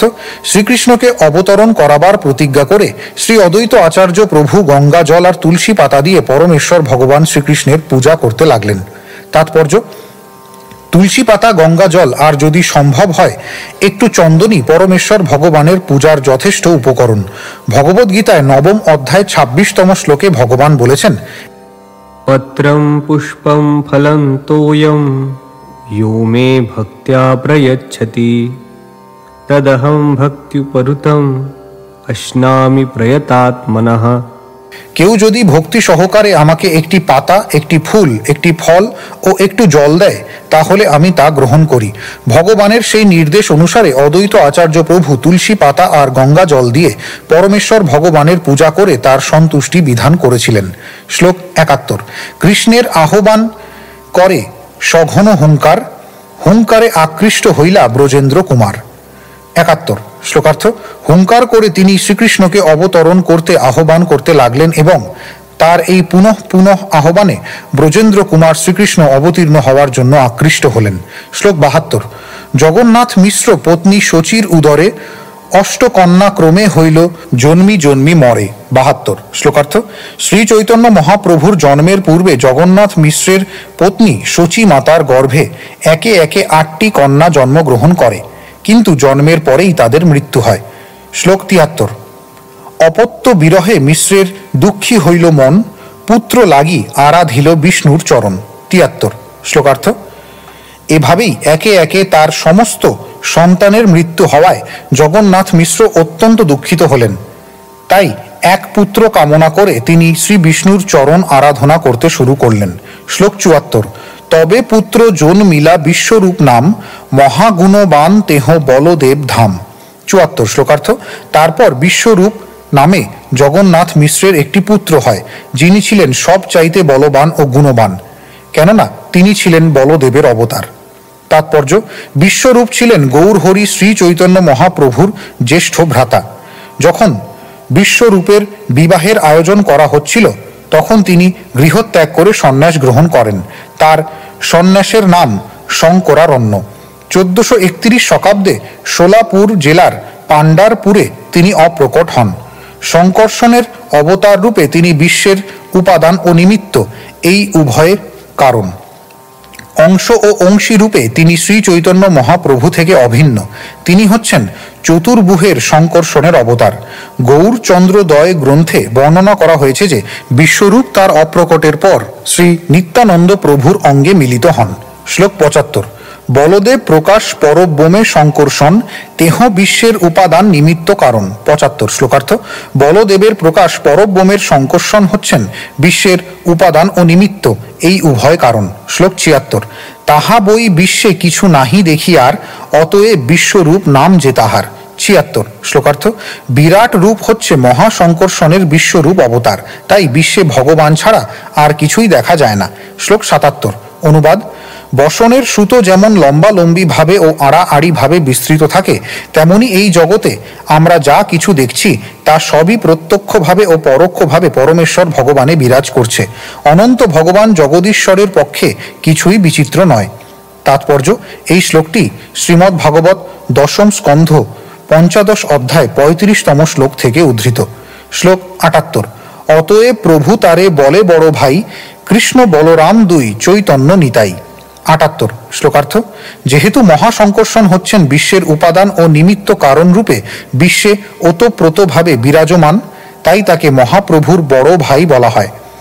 কৃষ্ণলোকে এই দুই ভাই কৃষ্ণ ও বলরাম নামে পরিচিত, কিন্তু এখন তারা হচ্ছেন চৈতন্য ও নিতাই। সুতরাং নিত্যানন্দ প্রভু হচ্ছেন মূল শঙ্কর্ষণ বা বলদেব। শ্লোক 79। পুত্র পায়া দম্পতি হইলা আনন্দিত মন, বিশেষে সেবন করে গোবিন্দ চরণ। 79 শ্লোকার্থ। জগন্নাথ মিশ্র ও শচী মাতা বিশ্বরূপকে তাদের পুত্র রূপে পেয়ে অত্যন্ত আনন্দিত হয়েছিলেন। এই আনন্দের ফলে তারা বিশেষভাবে শ্রী গোবিন্দের শ্রীচরণের সেবা করতে শুরু করেছিলেন। তাৎপর্য: সাধারণত দেখা যায় যে সকলেই দুঃখের সময় ভগবানের পূজা করে, কিন্তু সুখে থাকলে ভগবানকে ভুলে যায়। ভগবদ্গীতায় 7ম অধ্যায়ের 16 শ্লোকে সেই সম্বন্ধে বলা হয়েছে, চতুর্বিধা ভজন্তে মাম জনাঃ সুকৃতিনোর্জুন, আর্তো জিজ্ঞাসুরর্থার্থী জ্ঞানী চ ভরতর্ষভ। পূর্বকৃত সুকৃতি থাকলে আর্ত, অর্থার্থী, জিজ্ঞাসু ও জ্ঞানী, এই 4 মানুষ ভগবানের ভজনা করেন। জগন্নাথ মিশ্র ও শচী মাতা তাদের একে একে 8টি কন্যার পরলোক গমনের ফলে অত্যন্ত দুঃখিত হয়েছিলেন, কিন্তু যখন তারা বিশ্বরূপকে তাদের পুত্র রূপে পেলেন, তখন তারা অত্যন্ত আনন্দিত হলেন। তারা জানতেন যে ভগবানের কৃপার প্রভাবে তারা এমন ঐশ্বর্য ও আনন্দ লাভ করেছেন, তাই ভগবানকে ভুলে যাওয়ার পরিবর্তে তারা আরও গভীর অনুরাগ ও আসক্তির সঙ্গে শ্রী গোবিন্দের শ্রীপাদপদ্মের সেবা করতে শুরু করেন। সাধারণত মানুষ ধন সম্পদ প্রাপ্ত হলে ভগবানকে ভুলে যায়, কিন্তু ভগবানের কৃপার প্রভাবে ভক্ত যতই ঐশ্বর্য লাভ করেন, ততই তিনি ভগবানের সেবার প্রতি আসক্ত হন। শ্লোক 80। 1406 শকে শেষ মাঘ মাসে জগন্নাথ শচীর দেহে কৃষ্ণের প্রবেশে। 80 শ্লোকার্থ। 1406 শকাব্দের মাঘ মাসে শ্রীকৃষ্ণ যথাক্রমে জগন্নাথ মিশ্র ও শচী মাতার দেহে প্রবেশ করেন। তাৎপর্য: 1407 শতাব্দীর ফাল্গুন মাসে শ্রী চৈতন্য মহাপ্রভু জন্মগ্রহণ করেছিলেন, কিন্তু এখানে আমরা দেখছি যে 1406 শতাব্দীর মাঘ মাসে তিনি তার পিতা মাতার দেহে প্রবেশ করেন। সুতরাং জন্মের 13 মাস পূর্বে তিনি যথাক্রমে পিতা ও মাতার দেহে প্রবেশ করেছিলেন। সাধারণত মানব শিশু 10 মাস মাতৃগর্ভে থাকেন, কিন্তু আমরা এখানে দেখতে পাচ্ছি যে শ্রী চৈতন্য মহাপ্রভু 13 মাস তার মাতৃগর্ভে ছিলেন। শ্লোক 81। মিশ্র কহে শচী স্থানে দেখি আনো রীত, জ্যোতির্ময় দেহ গেহ লক্ষ্মী অধিষ্ঠিত। 81। শ্লোকার্থ। জগন্নাথ মিশ্র শচী মাতাকে বললেন, আমি এখন এক অদ্ভুত বস্তু দেখছি। তোমার দেহ জ্যোতির্ময় হয়ে উঠেছে এবং মনে হচ্ছে যেন লক্ষ্মী দেবী স্বয়ং আমাদের গৃহে বিরাজ করছেন। শ্লোক 82। যাহা তাহা সর্বলোক করয়ে সম্মান, ঘরে পাঠাইয়া দেও ধন বস্ত্র ধান। 82। শ্লোকার্থ। যেখানেই আমি যাই না কেন সেখানকার সমস্ত মানুষ আমাকে সম্মান করে, না চাইতেই তারা আমার ঘরে ধন বস্ত্র ও ধান আদি পাঠিয়ে দেয়। তাৎপর্য, ব্রাহ্মণ কারো দাসত্ব করে না, অন্য কারো চাকরি করা হচ্ছে শূদ্রের বৃত্তি। ব্রাহ্মণ সর্বদাই স্বতন্ত্র, কেননা তিনি হচ্ছেন সমাজের শিক্ষক, গুরু ও উপদেষ্টা। তার জীবন ধারণের জন্য যা কিছু প্রয়োজন সমাজের অন্যান্য মানুষেরা তা সরবরাহ করেন। ভগবদ্গীতায় ভগবান বলেছেন, তিনি সমাজকে ব্রাহ্মণ, ক্ষত্রিয়, বৈশ্য ও শূদ্র এই 4টি ভাগে ভাগ করেছেন। এই বিজ্ঞানসম্মত বিভাগ ব্যতীত সমাজ চলতে পারে না।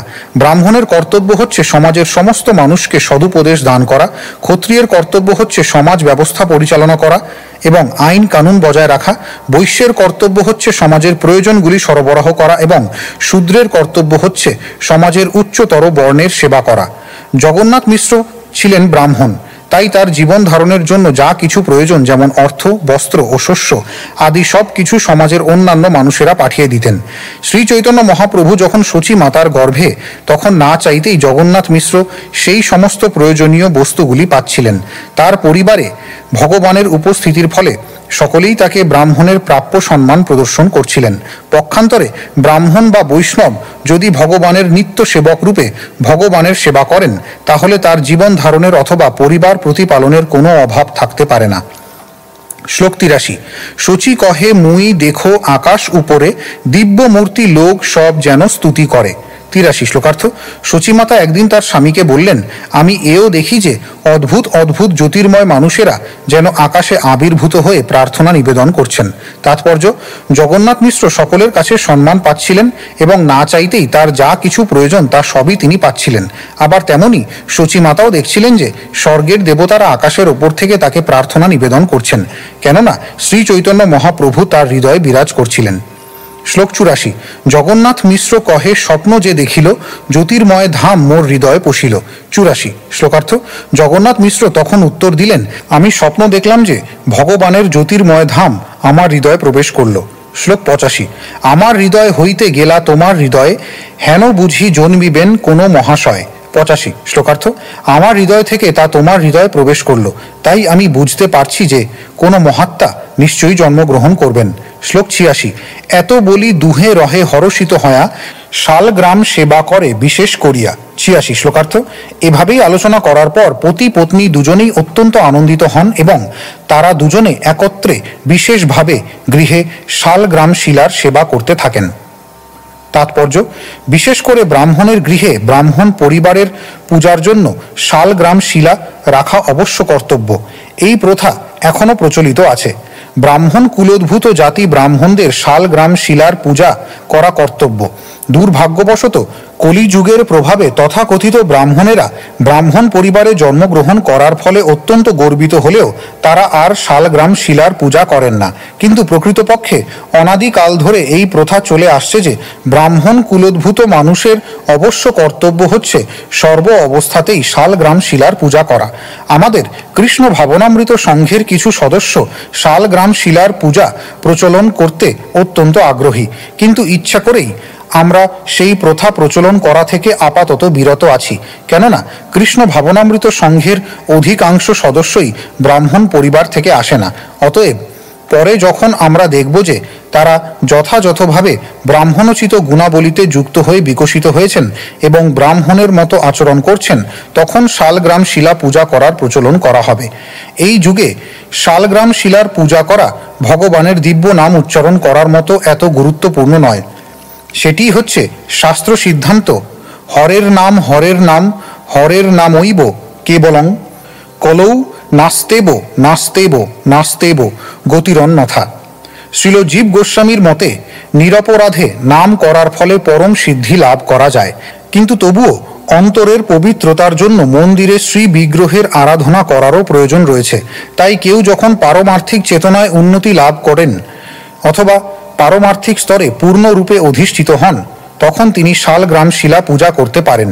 জগন্নাথ মিশ্রের হৃদয় থেকে শচী মাতার হৃদয়ে ভগবানের প্রবেশের তত্ত্ব বিশ্লেষণ করে শ্রীল ভক্তি সিদ্ধান্ত সরস্বতী ঠাকুর বলেছেন, জগন্নাথ মিশ্র ও শচী মাতা হচ্ছেন নিত্য সিদ্ধ ভগবৎ পার্ষদ।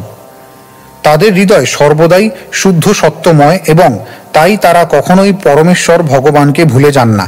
এই জড় জগতের সাধারণ মানুষের হৃদয় কলুষিত, তাই তাকে চিন্ময় স্তরে অধিষ্ঠিত হতে হলে সর্বপ্রথমে তার হৃদয়কে কোমল করতে হয়। কিন্তু জগন্নাথ মিশ্র ও শচী মাতা সেই রকম কলুষিত চিত্ত সাধারণ মানব মানবী ছিলেন না। হৃদয় যখন সম্পূর্ণভাবে নির্মল থাকে তখন সেই অবস্থাকে বলা হয় বসুদেব। বসুদেবী চিৎবিলাসী বাসুদেব বা কৃষ্ণ প্রকটিত হন। আমাদের বুঝতে হবে যে একজন সাধারণ স্ত্রীলোক যেভাবে জড় ইন্দ্রিয় তর্পণের মাধ্যমে গর্ভবতী হন, শচী দেবী সেভাবে গর্ভবতী হননি। শচী মাতা একজন সাধারণ স্ত্রীলোকের মতো গর্ভবতী হয়েছিলেন বলে মনে করা এক মহা অপরাধ। পারমার্থিক চেতনার স্তরে ভগবানের সেবায় পূর্ণরূপে অধিষ্ঠিত হলে তখন শচী মাতার গর্ভ যে কি বস্তু তা হৃদয়ঙ্গম করা যাবে। শ্রীমদ্ ভাগবতে দশম স্কন্ধে 2 অধ্যায় 16 শ্লোকে বর্ণনা করা হয়েছে, भगवान् अपि विश्वात्मा भक्तानाम् अभयङ्करः अविवेशांश भागेन मन आनकदुन्दुभेः। শ্রীকৃষ্ণের জন্ম সম্বন্ধে এই বর্ণনাটি করা হয়। ভগবানের অবতার বসুদেবের হৃদয়ে প্রবেশ করলেন এবং তারপর দেবকীর হৃদয়ে প্রবিষ্ট হলেন। এই সম্পর্কে শ্রীল শ্রীধর গোস্বামী তার টিকায় বলেছেন, মন আবিবেশ মনস্যাবির্ভুব জীবানামিব ন ধাতু সম্বন্ধ ইত্যর্থ। সাধারণ মানুষের মতো ভগবানের শুক্রের মাধ্যমে জন্মগ্রহণ করার কোনো প্রশ্নই ওঠে না। এই সম্পর্কে শ্রীল রূপ গোস্বামীও বলেছেন যে শ্রীকৃষ্ণ প্রথমে আনক দুন্দুভি বা বসুদেবের হৃদয়ে প্রকাশিত হন, তারপর আনক দুন্দুভির হৃদয় থেকে দেবকীর হৃদয় প্রকট হন।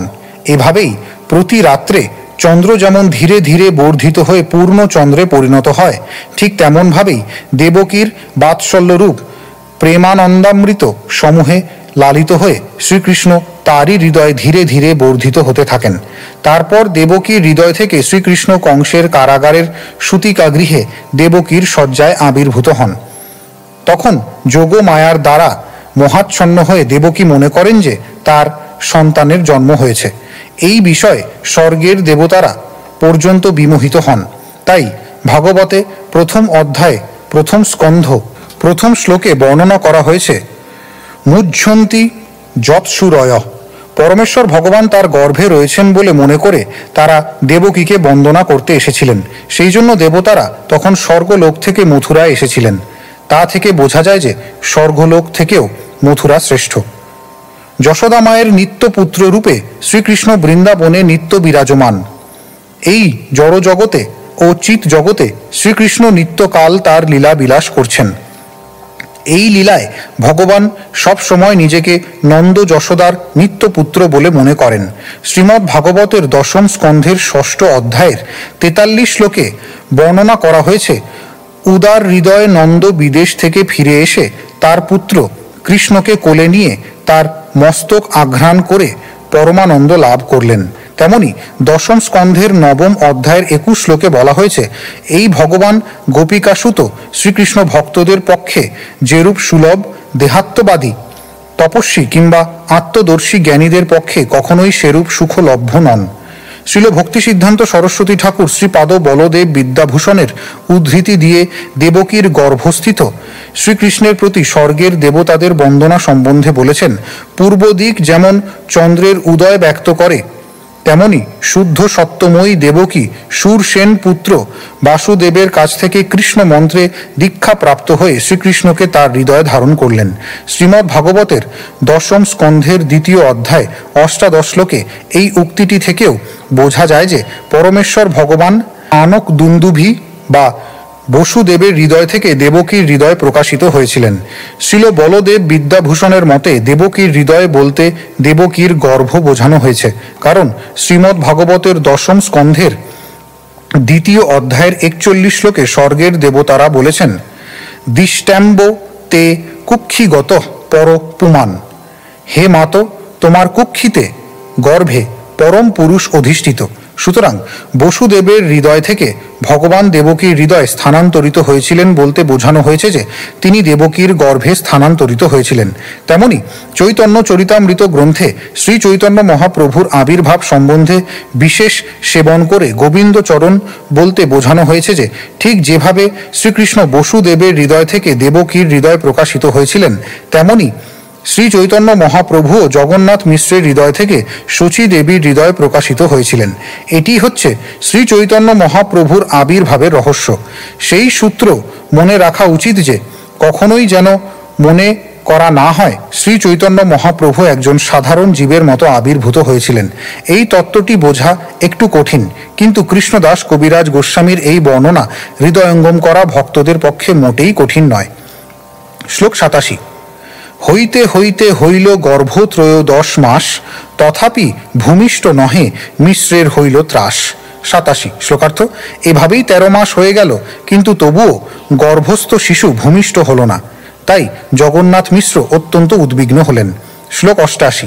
নীলাম্বর চক্রবর্তী কহিল গনিয়া, এই মাসে পুত্র হবে শুভক্ষণ পায়া।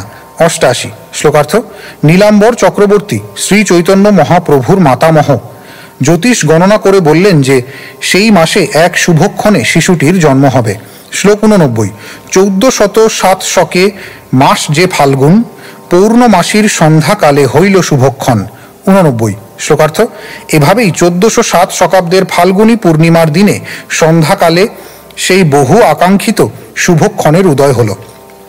তাৎপর্য: শ্রীল ভক্তি বিনোদ ঠাকুর তার অমৃত প্রবাহ ভাষ্যে শ্রী চৈতন্য মহাপ্রভুর জন্মকোষ্ঠী নিম্নলিখিতভাবে প্রদান করেছেন। শক 1407/10/22/28/45, দিনম 7-11-8, 15-54-38, 40-37-40, 13-6-23। শ্রী চৈতন্য মহাপ্রভুর জন্মকোষ্ঠী বিশ্লেষণ করে শ্রীল ভক্তি বিনোদ ঠাকুর লিখেছেন যে মহাপ্রভুর জন্মকালে মেষ রাশিতে শুক্র অশ্বিনী নক্ষত্রে, সিংহ রাশিতে কেতু উত্তর ফাল্গুনী নক্ষত্রে, চন্দ্র পূর্ব ফাল্গুনী নক্ষত্রে, বৃশ্চিক রাশিতে শনি জ্যেষ্ঠা নক্ষত্রে, ধনুতে বৃহস্পতি পূর্ব সারা আনক দুন্দুভি বা বসুদেবের হৃদয় থেকে দেবকীর হৃদয় প্রকাশিত হয়েছিলেন। শ্রীল বলদেব বিদ্যাভূষণের মতে দেবকীর হৃদয় বলতে দেবকীর গর্ভ বোঝানো হয়েছে, কারণ শ্রীমদ্ ভাগবতের দশম স্কন্ধের 2য় অধ্যায়ের 41 শ্লোকে স্বর্গের দেবতারা বলেছেন, দিষ্টাম্ব তে কুক্ষিগত পর পুমান। হে মাতো, তোমার কুক্ষিতে গর্ভে পরম পুরুষ অধিষ্ঠিত। সুতরাং বসুদেবের হৃদয় থেকে ভগবান দেবকীর হৃদয় স্থানান্তরিত হয়েছিলেন বলতে বোঝানো হয়েছে যে তিনি দেবকীর গর্ভে স্থানান্তরিত হয়েছিলেন। তেমনি চৈতন্য চরিতামৃত গ্রন্থে শ্রী চৈতন্য মহাপ্রভুর আবির্ভাব সম্বন্ধে বিশেষ সেবন করে গোবিন্দচরণ বলতে বোঝানো হয়েছে যে ঠিক যেভাবে শ্রীকৃষ্ণ বসুদেবের হৃদয় থেকে দেবকীর হৃদয় প্রকাশিত হয়েছিলেন, তেমনি শ্রী চৈতন্য মহাপ্রভুও জগন্নাথ মিশ্রের হৃদয় থেকে শচী দেবীর হৃদয় প্রকাশিত হয়েছিলেন। এটি হচ্ছে শ্রী চৈতন্য মহাপ্রভুর আবির্ভাবের রহস্য। সেই সূত্র মনে রাখা উচিত যে কখনোই যেন মনে করা না হয় শ্রী চৈতন্য মহাপ্রভু একজন সাধারণ জীবের মতো আবির্ভূত হয়েছিলেন। এই তত্ত্বটি বোঝা একটু কঠিন, কিন্তু কৃষ্ণদাস কবিরাজ গোস্বামীর এই বর্ণনা হৃদয়ঙ্গম করা ভক্তদের পক্ষে মোটেই কঠিন নয়। শ্লোক 87। হইতে হইতে হইল গর্ভ 13 মাস, তথাপি ভূমিষ্ঠ নহে মিশ্রের হইল ত্রাস। 87 শ্লোকার্থ। এভাবেই 13 মাস হয়ে গেল, কিন্তু তবুও গর্ভস্থ শিশু ভূমিষ্ঠ হল না। তাই জগন্নাথ মিশ্র অত্যন্ত উদ্বিগ্ন হলেন। শ্লোক 88। নীলাম্বর চক্রবর্তী কহিল গনিয়া, এই মাসে পুত্র হবে শুভক্ষণ পায়া। 88 শ্লোকার্থ। নীলাম্বর চক্রবর্তী শ্রী চৈতন্য মহাপ্রভুর মাতামহ। জ্যোতিষ গণনা করে বললেন যে সেই মাসে এক শুভক্ষণে শিশুটির জন্ম হবে। শ্লোক 89। 1407 শকে মাস যে ফাল্গুন, পৌর্ণমাসীর সন্ধ্যাকালে হইল শুভক্ষণ। 89 শ্লোকার্থ। এভাবেই 1407 শকাব্দের ফাল্গুনী পূর্ণিমার দিনে সন্ধ্যাকালে সেই বহু আকাঙ্ক্ষিত শুভক্ষণের উদয় হল। তাৎপর্য: শ্রীল ভক্তি বিনোদ ঠাকুর তার অমৃত প্রবাহ ভাষ্যে শ্রী চৈতন্য মহাপ্রভুর জন্মকোষ্ঠী নিম্নলিখিতভাবে প্রদান করেছেন। শক 1407, 10, 22, 28, 45, দিনম 7, 11, 8, 15, 54, 38, 40, 37, 40, 13, 6, 23। শ্রী চৈতন্য মহাপ্রভুর জন্মকোষ্ঠী বিশ্লেষণ করে শ্রীল ভক্তি বিনোদ ঠাকুর লিখেছেন যে মহাপ্রভুর জন্মকালে মেষ রাশিতে শুক্র অশ্বিনী নক্ষত্রে, সিংহ রাশিতে কেতু উত্তর ফাল্গুনী নক্ষত্রে, চন্দ্র পূর্ব ফাল্গুনী নক্ষত্রে, বৃশ্চিক রাশিতে শনি জ্যেষ্ঠা নক্ষত্রে, ধনুতে বৃহস্পতি পূর্ব সারাক্ষণে গৌর কৃষ্ণ ভূমে অবতরী। 94 শ্লোকার্থ। এভাবেই সমস্ত জগতের লোক যখন পরমেশ্বর ভগবানের নাম কীর্তন করছিলেন, তখন গৌর হরি রূপে শ্রীকৃষ্ণ পৃথিবীতে অবতীর্ণ হলেন। শ্লোক 95। প্রসন্ন হইল সব জগতের মন, হরি বলি হিন্দুকে হাস্য করয়ে যবন। 95 শ্লোকার্থ। সমস্ত জগৎ তখন প্রসন্ন হল। হিন্দুরা যখন ভগবানের দিব্য নাম কীর্তন করছিলেন, তখন অহিন্দু যবনেরা ঠাট্টা করে তাদের অনুকরণ করে হরি হরি বলতে লাগলো। তাৎপর্য: যদিও মুসলমানেরা অথবা অহিন্দুরা ভগবানের দিব্য নাম সমন্বিত হরে কৃষ্ণ মহামন্ত্র কীর্তন করতে চায় না, তবুও চন্দ্রগ্রহণের সময় নবদ্বীপের হিন্দুরা যখন মহামন্ত্র কীর্তন করছিলেন, তখন মুসলমানেরা তাদের অনুকরণে ভগবানের নাম উচ্চারণ করছিল। এভাবেই শ্রী চৈতন্য মহাপ্রভুর আবির্ভাবের সময় মুসলমানেরাও হিন্দুদের সঙ্গে সমবেতভাবে ভগবানের দিব্য নাম উচ্চারণ করেছিল। শ্লোক 96। হরি বলি নারীগণ দেই হুলাহুলি, স্বর্গে বাদ্য নৃত্য করে দেব কুতূহলী। 96 শ্লোকার্থ। এই পৃথিবীতে স্ত্রী লোকেরা যখন হরি নাম উচ্চারণ করে উলুধ্বনি দিচ্ছিলেন, তখন স্বর্গের দেবতারা কৌতূহল সহকারে বাজনা বাজাচ্ছিলেন এবং নৃত্য করছিলেন। শ্লোক 97। প্রসন্ন হইল 10 দিক প্রসন্ন নদী জল, স্থাবর জঙ্গম হইল আনন্দে বিহবল। 97 শ্লোকার্থ। তখন 10 দিক আনন্দে মগ্ন হলো, এমনকি নদীর তরঙ্গ আনন্দে উদ্বেল হয়ে উঠল। অধিকন্তু স্থাবর ও জঙ্গম সমস্ত জীবই আনন্দে বিহবল হয়ে উঠল।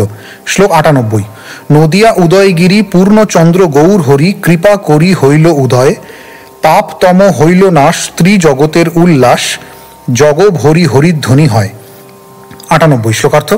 সূর্য যেখানে প্রথম উদিত হয়, সেই উদয়াচলের সঙ্গে নদিয়ার তুলনা করা হয়েছে, কেননা পূর্ণচন্দ্র গৌর হরি তার অহৈতুকী কৃপার প্রভাবে এখানে উদিত হয়েছেন।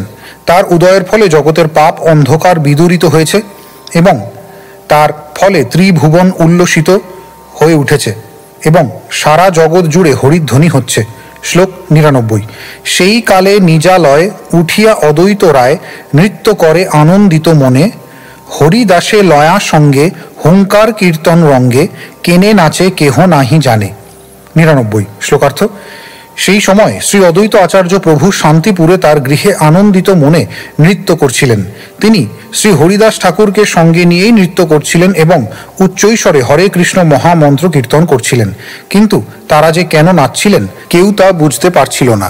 তাৎপর্য: শ্রী চৈতন্য মহাপ্রভুর আবির্ভাবের সময় শ্রী অদ্বৈত আচার্য প্রভু শান্তিপুরে তার বাড়িতে ছিলেন। হরিদাস ঠাকুর প্রায় তার সঙ্গে সাক্ষাৎ করতে যেতেন। ঘটনাক্রমে তিনি তখন সেখানে ছিলেন এবং শ্রী চৈতন্য মহাপ্রভুর জন্মের সময় তারা দুজনে নৃত্য করতে শুরু করেছিলেন, কিন্তু শান্তিপুরের কেউই বুঝতে পারছিলেন না যে কেন এই দুইজন মহাত্মা এভাবেই নৃত্য করছেন। শ্লোক 100। দেখি উপরাগ হাসি, শীঘ্র গঙ্গা ঘাটে আসি, আনন্দে করিল গঙ্গা স্নান, পায়া উপরাগ ছলে আপনার মনোবলে ব্রাহ্মণেরে দিল নানা দান। 100 শ্লোকার্থ। চন্দ্রের গ্রহণ হতে দেখে অদ্বৈত আচার্য প্রভু ও হরিদাস ঠাকুর তৎক্ষণাৎ গঙ্গার ঘাটে গিয়ে মহানন্দে গঙ্গায় স্নান করলেন। চন্দ্রগ্রহণের ছলে অদ্বৈত আচার্য প্রভু মনোবলে ব্রাহ্মণদের নানা বস্তু দান করেছিলেন। তাৎপর্য: সূর্যগ্রহণ ও চন্দ্রগ্রহণের সময় হিন্দুরা ব্রাহ্মণ ও দরিদ্রদের যথাসাধ্য দান করেন। তাই অদ্বৈত আচার্য প্রভু ওই গ্রহণের ছলে ব্রাহ্মণদের নানান বস্তু দান করেছিলেন। শ্রীমদ্ ভাগবতে বর্ণনা করা হয়েছে যে শ্রীকৃষ্ণের জন্মের ঠিক পরেই বসুদেব সেই শুভক্ষণ উপলক্ষে ব্রাহ্মণদের 10,000 গাভী দান করেছিলেন। হিন্দুদের একটি প্রচলিত কথা হচ্ছে যে শিশুর জন্মের পর, বিশেষ করে পুত্র সন্তানের জন্মের পর পিতা মাতারা আনন্দে নানান বস্তু দান করেন। প্রকৃতপক্ষে শ্রী চৈতন্য মহাপ্রভুর জন্মগ্রহণ উপলক্ষেই অদ্বৈত আচার্য প্রভু তা করেছিলেন। কিন্তু মানুষেরা বুঝতে পারছিলেন না যে অদ্বৈত আচার্য প্রভু কেন এমনভাবে বিবিধ বস্তু দান করছেন। চন্দ্রগ্রহণের জন্য তিনি দান করেননি, সেই সময় শ্রী চৈতন্য মহাপ্রভু জন্মগ্রহণ করার জন্য দান করেছিলেন। শ্রীকৃষ্ণের আবির্ভাবের পর বসুদেব যেভাবে দান করেছিলেন ঠিক সেভাবেই তিনি দান করেছিলেন। শ্লোক 101। জগৎ আনন্দময় দেখি মনে সবিস্ময়, ঠারে ঠোরে কহে হরিদাস, তোমার ঐছন রঙ্গ মোর মন পরশন্ন, দেখি কিছু কার্যে আসে ভাস। 101 শ্লোকার্থ। সমস্ত জগৎকে আনন্দময় দেখে হরিদাস ঠাকুর মনে মনে বিস্মিত হলেন এবং ঠারে ঠোরে অদ্বৈত আচার্যকে বললেন, তুমি এভাবে নাচছ ও দান করছো যে তা দেখে আমি অত্যন্ত রোমাঞ্চ অনুভব করছি।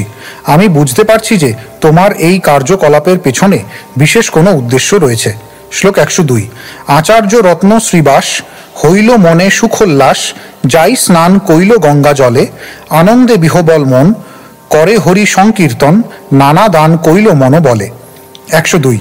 আচার্য রত্ন চন্দ্রশেখর এবং শ্রীবাস ঠাকুর আনন্দে উৎফুল্ল হয়ে উঠলেন এবং তৎক্ষণাৎ তারা গঙ্গায় গিয়ে স্নান করলেন। আনন্দে বিহবল চিত্তে তারা হরে কৃষ্ণ মহামন্ত্র কীর্তন করে মনোবলে বহু বস্তু দান করলেন। শ্লোক 103।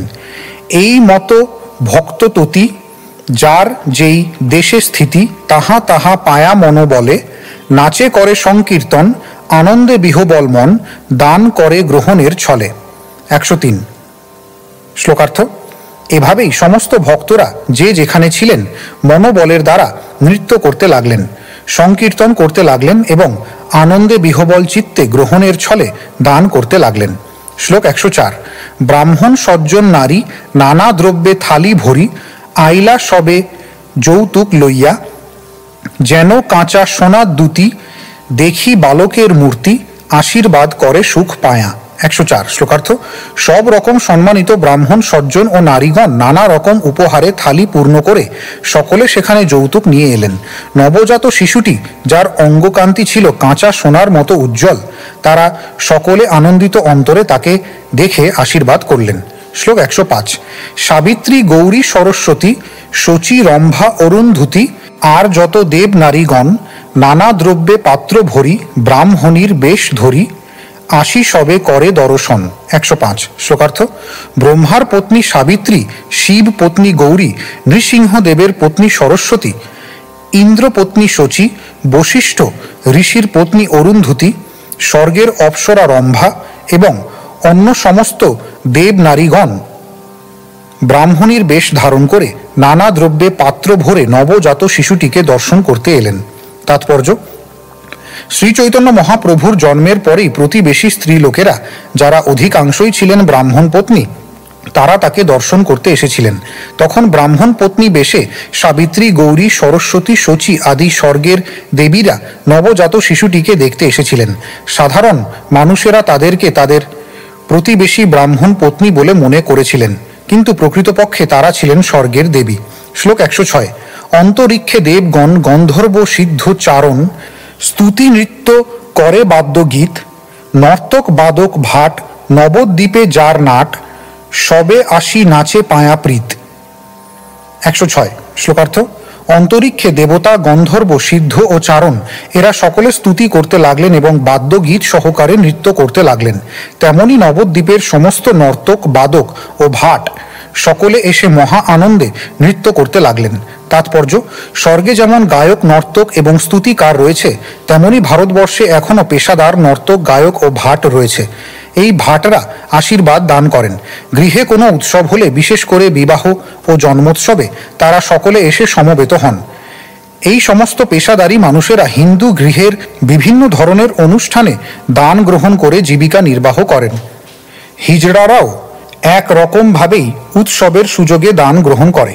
সেটি হচ্ছে তাদের জীবিকা নির্বাহের উপায়।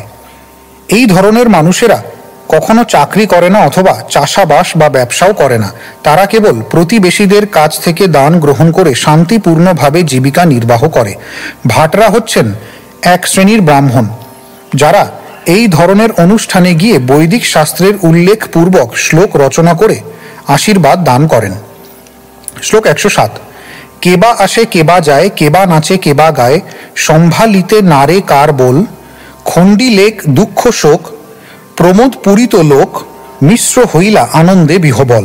107। শ্লোকার্থ: কে আসছিল এবং কে যাচ্ছিল, কে নাচছিল আর কেই বা গান করছিল তা কেউ বুঝতে পারছিল না। কে যে কি বলছিল তাও তারা বুঝতে পারছিল না, কিন্তু তার ফলে সমস্ত দুঃখ শোক তৎক্ষণাৎ বিদূরিত হয়েছিল এবং সমস্ত মানুষ পরম আনন্দে মগ্ন হয়েছিল। এভাবেই জগন্নাথ মিশ্র আনন্দে বিহবল হয়ে উঠেছিল। শ্লোক 108। আচার্য রত্ন শ্রীবাস, জগন্নাথ মিশ্র পাশ, আসি তারে করে সাবধান, করাইল জাত কর্ম, যে আছিল বিধি ধর্ম, তবে মিশ্র করে নানা দান। 108। শ্লোকার্থ: চন্দ্রশেখর আচার্য ও শ্রীবাস ঠাকুর উভয় জগন্নাথ মিশ্রের কাছে এসে নানাভাবে তার মনোযোগ আকর্ষণ করলেন। তারা বৈদিক শাস্ত্রবিধি অনুসারে জাত কর্ম সম্পাদন করলেন। তখন জগন্নাথ মিশ্র নানা প্রকার বস্তু দান করলেন। শ্লোক 109। যৌতুক পাইল যত, ঘরে বা আছিল কত, সব ধন বিপ্রে দিল দান, যত নর্তক গায়ন, ভাট অকিঞ্চন জন, ধন দিয়া কইল সবার মান। 109। শ্লোকার্থ: জগন্নাথ মিশ্র যা কিছু যৌতুক পেয়েছিলেন আর তার ঘরে যা কিছু ছিল তা সব তিনি ব্রাহ্মণ, নর্তক, গায়ক, ভাট ও দরিদ্রদের দান করলেন। এভাবেই ধন দান করে তিনি তাদের সকলকে সম্মান প্রদর্শন করলেন। শ্লোক 110। শ্রীবাসের ব্রাহ্মণী নাম তার মালিনী, আচার্য রত্নের পত্নী সঙ্গে, সিন্দুর হরিদ্রা তৈল, খই কলা নারিকেল, দিয়া পূজে নারীগণ রঙ্গে।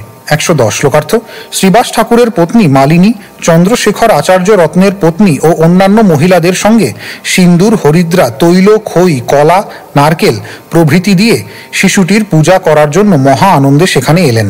তাৎপর্য: তৈল মিশ্রিত সিন্দুর, খই, কলা, নারকেল ও হরিদ্রা এই সকল হচ্ছে উৎসবের মঙ্গলময় উপকরণ। খই কলা হচ্ছে অত্যন্ত মঙ্গলময় উপকরণ। তেমনি তৈল মিশ্রিত হরিদ্রা ও সিন্দুর নবজাত শিশুর অঙ্গে লেপন করা হয়। এগুলি হচ্ছে মঙ্গলময় ক্রিয়া। এখানে আমরা দেখতে পাই যে 500 বছর আগে শ্রী চৈতন্য মহাপ্রভুর জন্মের সময় এই ধরনের ক্রিয়াগুলি নিষ্ঠা সহকারে পালন করা হতো, কিন্তু বর্তমানে সচরাচর এই অনুষ্ঠানগুলি হতে দেখা যায় না। আজকাল সাধারণত প্রসূতি মাতাকে হাসপাতালে পাঠানো হয় এবং শিশুর জন্মের ঠিক পরে তাকে অ্যান্টিসেপটিক দিয়ে ধোয়ানো হয় এবং এছাড়াও আর কিছু করা হয় না। শ্লোক 111। অদ্বৈত আচার্য ভার্যা, জগৎ পূজিতা আর্যা, নাম তার সীতা ঠাকুরানী, আচার্যের আজ্ঞা পায়া, গেল উপহার লয়া, দেখিতে বালক শিরোমণি। 111। শ্লোকার্থ: শ্রী চৈতন্য মহাপ্রভুর জন্মের কয়েকদিন পর অদ্বৈত আচার্যের পত্নী সমস্ত জগতের পরম আরাধ্যা সীতা দেবী অদ্বৈত আচার্যের অনুমতি নিয়ে নানা রকম উপহার সহ সেই বালক শিরোমণিকে দেখতে গেলেন। তাৎপর্য: মনে হয় অদ্বৈত আচার্যের দুটি বাড়ি ছিল, একটি শান্তিপুরে এবং আরেকটি নবদ্বীপে। যখন শ্রী চৈতন্য মহাপ্রভুর জন্ম হয় তখন অদ্বৈত আচার্য তার নবদ্বীপের বাড়িতে ছিলেন না, তখন তিনি শান্তিপুরের বাড়িতে বাস করছিলেন। তাই পূর্বে উল্লেখ করা হয়েছে শ্লোক 99 যে শান্তিপুরে অদ্বৈতের পিতৃপুরুষের গৃহে থেকে সীতা দেবী নবজাত শিশু শ্রী চৈতন্য মহাপ্রভুকে নানা রকম উপহার দেওয়ার জন্য নবদ্বীপে এসেছিলেন। শ্লোক 112। সুবর্ণের কড়ি বৌলি, রজত মুদ্রা পাশুলি, সুবর্ণের অঙ্গদ কঙ্কন, দু বাহুতে দিব্য শঙ্খ, রজতের মলবঙ্ক, স্বর্ণ মুদ্রার নানা হারগণ। 112 শ্লোকার্থ। তিনি হাতের বালা, অঙ্গদ, কঙ্কন, গলার হার আদি সোনার অলঙ্কার এবং পাশুলি ও মলবঙ্ক আদি রূপার অলঙ্কার নিয়ে এসেছিলেন। শ্লোক 113। ব্যাঘ্র নখ হেম জড়ি, কোটি পট্টসূত্র ডরি, হস্তপদের যত আভরণ, চিত্রবর্ণ পট্ট শাড়ি, বুনি ফোত পট্টপাড়ি, স্বর্ণ রৌপ্য মুদ্রা বহুধন। 113 শ্লোকার্থ। সোনায় বাঁধানো বাঘের নখ, রেশমি সুতার কোটি বন্ধ, হাত ও পায়ের নানা রকম আভরণ, সুন্দরভাবে ছাপানো রেশমি শাড়ি এবং বুনা রেশমের পাড় বিশিষ্ট শিশুর পোশাক, স্বর্ণ ও রৌপ্য মুদ্রা এবং ধনরত্ন নিয়ে এসে তিনি সেই শিশুটিকে উপহার দিয়েছিলেন। তাৎপর্য: অদ্বৈত পত্নী সীতা ঠাকুরানীর দেওয়া উপহারগুলি থেকে বোঝা যায় যে অদ্বৈত আচার্য অত্যন্ত ধনী ছিলেন। ব্রাহ্মণেরা যদিও সাধারণত সমাজের ধনী সম্প্রদায় নন, কিন্তু শান্তিপুরের ব্রাহ্মণদের নেতা শ্রী অদ্বৈত আচার্য খুবই অবস্থাপন্ন ছিলেন। তাই তিনি শিশু চৈতন্য মহাপ্রভুকে নানা রকম অলঙ্কার উপহার দিয়েছিলেন। কিন্তু অদ্বৈত আচার্য প্রভুর ঋণ শোধ করার জন্য কমলাকান্ত বিশ্বাস যে জগন্নাথ পুরীর রাজা মহারাজ প্রতাপ রুদ্রের কাছে 300 টাকা চেয়েছিলেন, তা থেকে বোঝা যায় যে এই রকম একজন ধনী ব্যক্তি, যিনি নানা রকম মূল্যবান অলঙ্কার, শাড়ি প্রভৃতি উপহার দিতে পারেন, অথচ তার পক্ষে 300 টাকার ঋণ শোধ করাও বেশ কঠিন ছিল।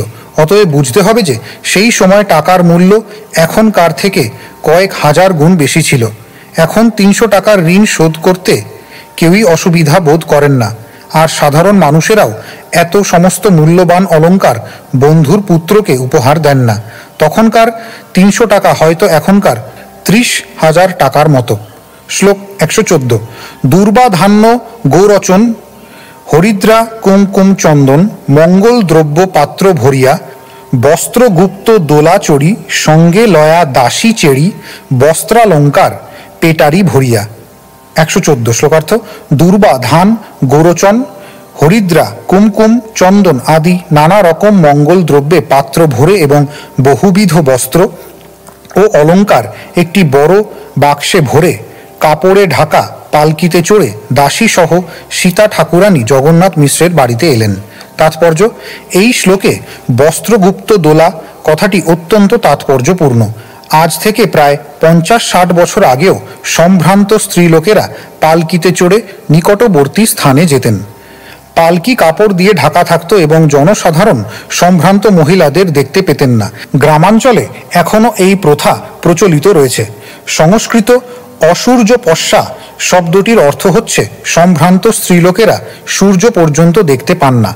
প্রাচ্য সংস্কৃতিতে এই প্রথাটি বহুলভাবে প্রচলিত ছিল এবং হিন্দু মুসলমান উভয় ধর্মের সম্ভ্রান্ত মহিলারাই নিষ্ঠা ভরে তা অনুশীলন করতেন। আমাদের শৈশবে আমরা দেখেছি যে আমাদের মা পাশের বাড়িতে নিমন্ত্রণ রক্ষার্থেও পায়ে হেঁটে যেতেন না, তিনি গাড়িতে অথবা পালকিতে যেতেন। 500 বছর আগে এই প্রথা নিষ্ঠা সহকারে পালন করা হতো এবং অত্যন্ত সম্ভ্রান্ত অদ্বৈত আচার্যের পত্নী প্রচলিত সমাজবিধি যথাযথভাবে পালন করেছিলেন। শ্লোক 115।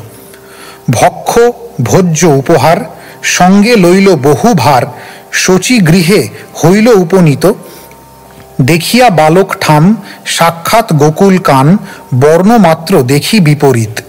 115 শ্লোকার্থ।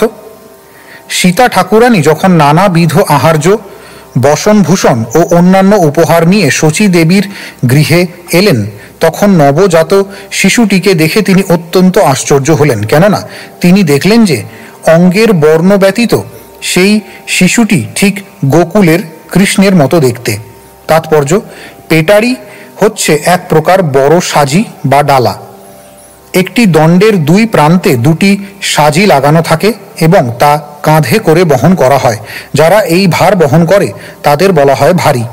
ভারীর ভার বহন করার এই পদ্ধতি এখনও ভারতবর্ষে এবং প্রাচ্যের অন্যান্য দেশে প্রচলিত রয়েছে।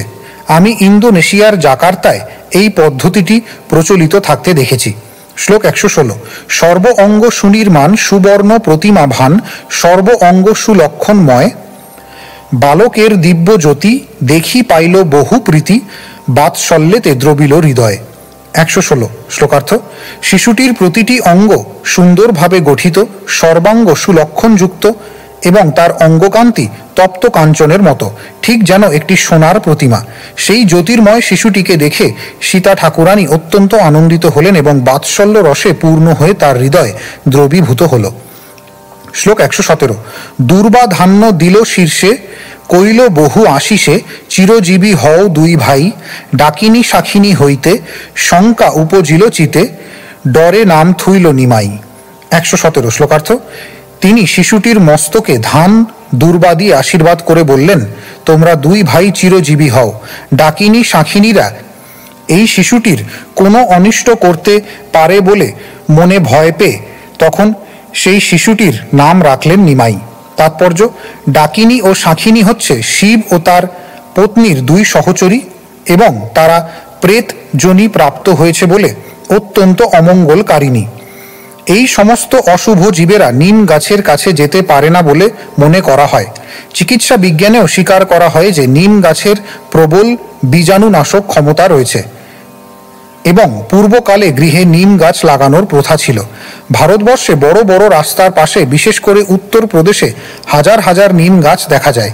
নিম গাছের পচন নিবারণ ক্ষমতা এত যে আয়ুর্বেদ শাস্ত্রে কুষ্ঠ রোগ নিরাময়ের জন্য তা ব্যবহার করা হয়। চিকিৎসা বিজ্ঞানীরা নিম গাছের নির্যাস আহরণ করার উপায় উদ্ভাবন করেছেন। এই নির্যাসকে বলা হয় মার্গসিক অ্যাসিড। বিভিন্নভাবে নিমের ব্যবহার হয়, বিশেষ করে দাঁত মাজার জন্য। ভারতের গ্রামগুলিতে শতকরা প্রায় 90 জন মানুষ নিমের দাঁতন দিয়ে দাঁত মাজে। নিম গাছের সব রকম পাচন নিবারণ এবং বীজাণুনাশক ক্ষমতার জন্য এবং শ্রী চৈতন্য মহাপ্রভু যেহেতু নিম গাছের নিচে জন্মগ্রহণ করেছিলেন, তাই সীতা ঠাকুরানী তার নাম রেখেছিলেন নিমাই। পরবর্তীকালে তার যৌবনে তিনি নিমাই পণ্ডিত নামে প্রসিদ্ধ হয়েছিলেন এবং নিকটবর্তী গ্রামগুলিতে সকলেই তাকে সেই নামে ডাকত, যদিও তার প্রকৃত নাম ছিল বিশ্বম্ভর। শ্লোক 118। পুত্র মাতা স্নান দিনে দিল বস্ত্র বিভূষণে, পুত্র সহ মিশ্রেরে সম্মানী, শচী মিশ্রের পূজা লয়া, মনেতে হরিশ হয়া, ঘরে আইলা সীতা ঠাকুরানী। 118 শ্লোকার্থ। যেদিন মাতা ও পুত্র স্নান করে সূতিকা গৃহ ত্যাগ করলেন, সেই দিন সীতা ঠাকুরানী তাদের নানা রকম বস্ত্র ও অলঙ্কার দান করেছিলেন এবং জগন্নাথ মিশ্রকে সম্মান প্রদর্শন করেছিলেন। তারপর শচী মাতা ও জগন্নাথ মিশ্রের পূজা গ্রহণ করে অত্যন্ত আনন্দিত চিত্তে তিনি ঘরে ফিরে গিয়েছিলেন। তাৎপর্য, শিশুর জন্মের 5 দিন পরে অথবা 9 দিন পরে মাতা গঙ্গায় স্নান করেন অথবা কোনো পবিত্র স্থানে স্নান করেন। এটিকে বলা হয় নিষ্ক্রামণ বা সূতিকা গৃহ থেকে বের হওয়ার অনুষ্ঠান। আজকাল সূতিকা গৃহ হচ্ছে হাসপাতাল, কিন্তু পূর্বে প্রতিটি সম্ভ্রান্ত গৃহে একটি ঘর আলাদা করে রাখা হতো। সেখানে প্রসূতি সন্তান প্রসব করতেন এবং শিশুর জন্মের 9 দিন পর মাতা নিষ্ক্রামণ অনুষ্ঠানের মাধ্যমে সেই ঘর থেকে বেরিয়ে আসতেন। 10 বিধ সংস্কারের মধ্যে একটি সংস্কার হচ্ছে নিষ্ক্রামণ। পূর্বে বিশেষ করে বঙ্গে উচ্চ বর্ণের মানুষেরা শিশুর জন্মের 4 মাস পর্যন্ত পৃথকভাবে থাকতেন। 4 মাস পর মাতা প্রথমে সূর্যোদয় দর্শন করতেন। পরবর্তীকালে উচ্চ বর্ণের লোকেরা যথা ব্রাহ্মণ, ক্ষত্রিয় ও বৈশ্যরা এই প্রথাটিকে সংক্ষিপ্ত করে 21 দিন এবং শূদ্রদের জন্য 30 দিন করা হয়। কর্তাভোজা ও সতীমা সম্প্রদায় সংকীর্তন সহকারে হরি লুট দিলে মাতা ও শিশু তৎক্ষণাৎ পবিত্র হয়ে যায়। পুত্রসহ শচী দেবী ও জগন্নাথ মিশ্রকে সীতা ঠাকুরানী সম্মান প্রদর্শন করেছিলেন। তেমনি সীতা ঠাকুরানী যখন গৃহে ফিরে যাচ্ছিলেন, তখন শচী দেবী ও জগন্নাথ মিশ্র তার পূজা করেছিলেন। বঙ্গের সম্ভ্রান্ত পরিবারের সেটিই ছিল প্রথা। শ্লোক 119। ঐছে শচী জগন্নাথ, পুত্র পায়া লক্ষ্মীনাথ, পূর্ণ হইল সকল বাঞ্ছিত, ধনধান্যে ভরে ঘর, লোকমান্য কলেবর, দিনে দিনে হয় আনন্দিত। 119 শ্লোকার্থ। এভাবেই লক্ষ্মীপতি নারায়ণকে তাদের পুত্র রূপে পেয়ে শচী মাতা ও জগন্নাথ মিশ্রের সমস্ত মনোবাঞ্ছা পূর্ণ হল। তাদের গৃহ সর্বদা ধনধান্যে পূর্ণ থাকত। সকলের পূজ্য শ্রী চৈতন্য মহাপ্রভুকে দিনে দিনে বর্ধিত হতে দেখে তাদের আনন্দও বর্ধিত হতে লাগলো। তাৎপর্য, শ্রী চৈতন্য মহাপ্রভু হচ্ছেন পরমেশ্বর ভগবান, তাই সকলেই তাকে সম্মান প্রদর্শন করত। এমনকি স্বর্গের দেবতারা পর্যন্ত সাধারণ মানুষের বেশে সেখানে এসে তাকে শ্রদ্ধা নিবেদন করতেন।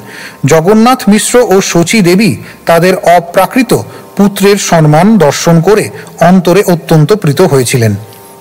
শ্লোক 120। মিশ্র বৈষ্ণব শান্ত, অলম্পট শুদ্ধ দান্ত, ধন ভোগে নাহি অভিমান, পুত্রের প্রভাবে যত, ধন আসি মিলে তত, বিষ্ণুপ্রীতে দ্বিজে দেন দান। 120। শ্লোকার্থ। জগন্নাথ মিশ্র ছিলেন একজন আদর্শ বৈষ্ণব। তিনি ছিলেন শান্ত, সংযত, শুদ্ধ ও দান্ত। তাই জড় ঐশ্বর্য ভোগ করার কোনো বাসনা তার ছিল না। তার অপ্রাকৃত পুত্রের প্রভাবে যা কিছু ধন সম্পদ আসত তা সবই তিনি শ্রী বিষ্ণুর সন্তুষ্টি বিধানের জন্য ব্রাহ্মণদের দান করতেন। শ্লোক 121। লগ্নগণী হর্ষমতি, নীলাম্বর চক্রবর্তী, গুপ্তে কিছু কহিল মিশ্রেরে, মহাপুরুষের চিহ্ন লগ্নে অঙ্গে ভিন্ন ভিন্ন, দেখি এই তারিবে সংসারে। 121। শ্লোকার্থ। শ্রী চৈতন্য মহাপ্রভুর জন্মলগ্ন বিচার করে নীলাম্বর চক্রবর্তী গোপনে জগন্নাথ মিশ্রকে বললেন যে শিশুটির জন্মলগ্নে ও দেহে মহাপুরুষের সমস্ত লক্ষণগুলি দেখা যাচ্ছে, তাই তিনি বুঝতে পেরেছিলেন যে ভবিষ্যতে এই শিশুটি জগৎ উদ্ধার করবে। শ্লোক 122। ওইছে প্রভু শচী ঘরে, কৃপায় কইল অবতারে, যেই ইহা করয়ে শ্রবণ, গৌর প্রভু দয়াময়, তারে হয়েন সদয়, সেই পায় তাহার চরণ। 122। শ্লোকার্থ। এভাবেই শ্রী চৈতন্য মহাপ্রভু তার অহৈতুকী কৃপার প্রভাবে শচী দেবীর গৃহে আবির্ভূত হয়েছিলেন। যিনি তার এই জন্মলীলা শ্রবণ করেন তার প্রতি দয়াময় গৌর প্রভু অত্যন্ত সদয় হন এবং সেই ব্যক্তি তার শ্রীচরণে আশ্রয় লাভ করেন। শ্লোক 123।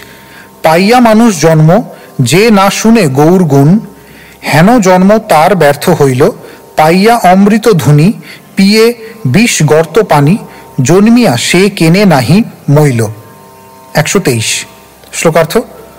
মনুষ্য জন্ম পাওয়া সত্ত্বেও যে শ্রী চৈতন্য মহাপ্রভুর প্রদর্শিত পন্থা অবলম্বন না করে তার জন্ম ব্যর্থ হয়। অমৃত ধুনি হচ্ছে ভগবত ভক্তির অমৃত ধারা। মনুষ্য জন্ম পাওয়া সত্ত্বেও সেই অমৃত পান না করে জড় সুখরূপ বিষ গর্তের জল যে পান করে তার পক্ষে বেঁচে থেকে কোনো লাভ নেই, বরং তার জন্য মরাই ভালো। তাৎপর্য, এই সম্পর্কে শ্রীমৎ প্রবোধানন্দ সরস্বতী তার চৈতন্য চন্দ্রামৃতে 37, 36, 34 নিম্নলিখিত শ্লোকগুলি রচনা করেছেন। अचैतन्यम् इदं विश्वं यदि चैतन्यमीश्वरं न विदुः सर्वशास्त्रज्ञा ह्यपि भ्राम्यन्ति ते जनाः। এই জড় জগৎ অচৈতন্যময়। শ্রী চৈতন্য মহাপ্রভু হচ্ছেন কৃষ্ণ ভাবনামৃতের মূর্ত বিগ্রহ। তাই শাস্ত্রজ্ঞ পণ্ডিত অথবা বৈজ্ঞানিক যদি শ্রী চৈতন্য মহাপ্রভুকে বুঝতে না পারে তাহলে অবশ্যই সে অর্থহীনভাবে এই জগতে ঘুরে বেড়াচ্ছে। श्वविद्वराहोष्ट्रखरैः संसुस्तः पुरुषः पशुः न यत्कर्णपथोपेतो जातु नाम गदाग्रजः। শ্রী চৈতন্য মহাপ্রভুর প্রকাশের ফলে যে মহাপ্রেমামৃত রস সাগরের প্রসার হয়েছে তাতে যে নিমজ্জিত হলো না সে অবশ্যই দীনতম থেকেও দীনতর। बिलेबतोरुक्रम ये न शृण्वतः कर्णपूटे नरस्य जिह्वासते दार्दुरिकेव सूत न चोपगायत्यु उरुगाय गाथाः। শ্রী চৈতন্য মহাপ্রভুর অবতরণ ঠিক ভগবত প্রেমামৃতের সাগরের মতো। সেই সাগর থেকে মূল্যবান মণিরত্ন যিনি সংগ্রহ করেন না তিনি অবশ্যই দিন থেকেও দীনতর। তেমনি শ্রীমদ্ ভাগবতে 2 স্কন্ধ 3 অধ্যায় 19, 20, 23 শ্লোকে বর্ণনা করা হয়েছে। जीवञ्छवो भागवताङ्किरेणुं न जातु मर्त्योभिलभेत यस्तु श्रीविष्णुपद्मा मनुजस्तुलस्याः श्वसंशवो यस्तु न वेदगन्धम्। কৃষ্ণ ভাবনাবিহীন কোনো ব্যক্তি তথাকথিত মানব সমাজে মহান ব্যক্তি বলে গণ্য হতে পারে, কিন্তু প্রকৃতপক্ষে সে একটি বড় পশুর থেকে মঙ্গলকর নয়। এই ধরনের বড় পশুরা সাধারণত কুকুর, শূকর, উট ও গাধাদের দ্বারা পূজিত হয়। যে মানুষ তার শ্রবণ ইন্দ্রিয়ের দ্বারা পরমেশ্বর ভগবানের মহিমা শ্রবণ করে না, বুঝতে হবে যে তার কর্ণরন্ধ্র দুটি মাঠের মধ্যে দুটি গর্তের মতো, আর জিহ্বা ঠিক ব্যাঙের জিহ্বার মতো, যা অর্থহীন কোলাহল সৃষ্টি করে মৃত্যুরূপী সর্পকে নিমন্ত্রণ করে ডেকে আনে। তেমনি যে মানুষ মহাভাগবতের চরণ রেণু গ্রহণ করে না এবং ভগবানের চরণে অর্পিত তুলসী দলের ঘ্রাণ গ্রহণ করে না, সে জীবিত অবস্থায়ও মৃত। তেমনি শ্রীমদ্ ভাগবতে দশম স্কন্ধ প্রথম অধ্যায় 4th শ্লোকে বর্ণনা করা হয়েছে, নিবৃত্ততর্ষৈরুপগীয়মানাদ ভবৌষধাৎ শ্রোত্রমনোভিরামাৎ ক উত্তমশ্লোক গুণানুবাদাৎ পুমান বিরজ্যেত বিনা পশুঘ্নাৎ। পশুঘাতী বা আত্মঘাতী ছাড়া কে পরমেশ্বর ভগবানের মহিমা শ্রবণ করবে না? জড় জগতের কলুষ থেকে মুক্ত পুরুষেরা ভগবানের এই মহিমা কীর্তন শ্রবণ করে আনন্দিত হন। তেমনি শ্রীমদ্ ভাগবতে 3য় স্কন্ধ 23তম অধ্যায় 56তম শ্লোকে বর্ণনা করা হয়েছে, ন তীর্থপদ সেবাঐ জীবন্নপি মৃত হি স। কেউ যদি মহাভাগবতের শ্রীপাদপদ্মের সেবা না করে, তাহলে আপাত দৃষ্টিতে তাকে জীবিত বলে মনে হলেও বুঝতে হবে যে সে মৃত। শ্লোক 124। শ্রী চৈতন্য নিত্যানন্দ আচার্য অদ্বৈতচন্দ্র স্বরূপ রূপ রঘুনাথ দাস ইহা সবার শ্রীচরণ শিরে বন্দি নিজ ধন জন্মলীলা গাইল কৃষ্ণদাস। 124। শ্লোকার্থ, আমার নিজ ধন শ্রী চৈতন্য মহাপ্রভু, নিত্যানন্দ প্রভু, আচার্য অদ্বৈতচন্দ্র, স্বরূপ দামোদর, রূপ গোস্বামী এবং রঘুনাথ দাস গোস্বামীর শ্রী পাদপদ্ম আমার মস্তকে ধারণ করে আমি কৃষ্ণদাস কবিরাজ গোস্বামী শ্রী চৈতন্য মহাপ্রভুর জন্মলীলা বর্ণনা করলাম। তাৎপর্য, কৃষ্ণদাস কবিরাজ গোস্বামী শ্রী চৈতন্য মহাপ্রভু, নিত্যানন্দ প্রভু, অদ্বৈত প্রভু, স্বরূপ দামোদর, রূপ গোস্বামী, রঘুনাথ দাস গোস্বামী এবং তাদের সমস্ত অনুগামীদের স্বীকার করেছেন। যিনি শ্রীল কৃষ্ণদাস কবিরাজ গোস্বামীর পদাঙ্ক অনুসরণ করেন, তিনি ভগবান এবং উপরোক্ত ভগবত ভক্তদের শ্রীপাদপদ্মকে তার নিজ ধন বলে মনে করেন। জড় বিষয়াসক্ত মানুষদের জড় ধন সম্পদ ও ঐশ্বর্য সবই মায়িক। প্রকৃতপক্ষে তা সম্পদ নয়, তা হচ্ছে বন্ধন। কেননা জড় জগৎকে ভোগ করতে গিয়ে বদ্ধ জীব গভীর থেকে গভীরতর ভাবে কর্মবন্ধনে আবদ্ধ হয়ে পড়ে। দুর্ভাগ্যবশত বদ্ধ জীব যে সম্পত্তি আহরণ করতে গিয়ে তাকে ঋণগ্রস্ত হতে হয়েছে, সেটি তার নিজস্ব সম্পত্তি বলে মনে করে এবং সে এই ধরনের সম্পত্তি সংগ্রহে অত্যন্ত ব্যগ্র। কিন্তু ভক্ত এই ধরনের সম্পত্তিকে প্রকৃত সম্পত্তি বলে মনে না করে এগুলিকে কেবল জড় জগতের বন্ধন বলে মনে করেন। শ্রীকৃষ্ণ যখন কোনো ভক্তের প্রতি অত্যন্ত প্রসন্ন হন, তখন তিনি তার সমস্ত জড় সম্পদ হরণ করে নেন। যে কথা শ্রীমদ্ ভাগবতে দশম স্কন্ধে 88তম অধ্যায়ের 8ম শ্লোকে শ্রীকৃষ্ণ বলেছেন, যস্যাহ মনোগৃহ্ণামি হরিষ্যে তদ্ধনং শনৈ। আমার ভক্তকে আমার বিশেষ অনুগ্রহ প্রদর্শন করে আমি তার সমস্ত জড় সম্পদ হরণ করে নিই। তেমনি শ্রীল নরোত্তম দাস ঠাকুর গেয়েছেন, ধন মোর নিত্যানন্দ রাধাকৃষ্ণ শ্রীচরণ সেই মোর প্রাণধন। আমার প্রকৃত সম্পদ হচ্ছেন নিত্যানন্দ প্রভু এবং শ্রী শ্রী রাধা কৃষ্ণের শ্রীচরণ। তিনি তার প্রার্থনায় আরও বলেছেন, হে ভগবান, দয়া করে তুমি আমাকে এই সম্পদ দান করো। তোমার শ্রীপাদপদ্মরূপ সম্পদ ছাড়া আমি যেন আর কিছু না চাই। শ্রীল নরোত্তম দাস ঠাকুর অনেক জায়গায় গেয়েছেন যে তার প্রকৃত সম্পদ হচ্ছে শ্রী শ্রী রাধা কৃষ্ণের শ্রীপাদপদ্ম। দুর্ভাগ্যবশত আমরা অনিত্য সম্পদের প্রতি আকৃষ্ট এবং তাই প্রকৃত সম্পদকে অবহেলা করছি। স্মার্তরা কখনো কখনো রঘুনাথ দাস গোস্বামীকে শূদ্র বলে মনে করে, কিন্তু শ্রীলকৃষ্ণ দাস কবিরাজ গোস্বামী বিশেষভাবে উল্লেখ করেছেন স্বরূপ রূপ রঘুনাথ। তাই যিনি রঘুনাথ দাসের অপ্রাকৃত শ্রীপাদপদ্ম সব রকম সমাজ ব্যবস্থার অতীত বলে জানেন, তিনিই প্রকৃত চিন্ময় আনন্দের ধন উপভোগ করেন। ইতি শ্রী চৈতন্য মহাপ্রভুর জন্মলীলা বর্ণনা করে শ্রী চৈতন্য চরিতামৃতের আদি লীলার 13 পরিচ্ছেদের ভক্তি বেদান্ত তাৎপর্য।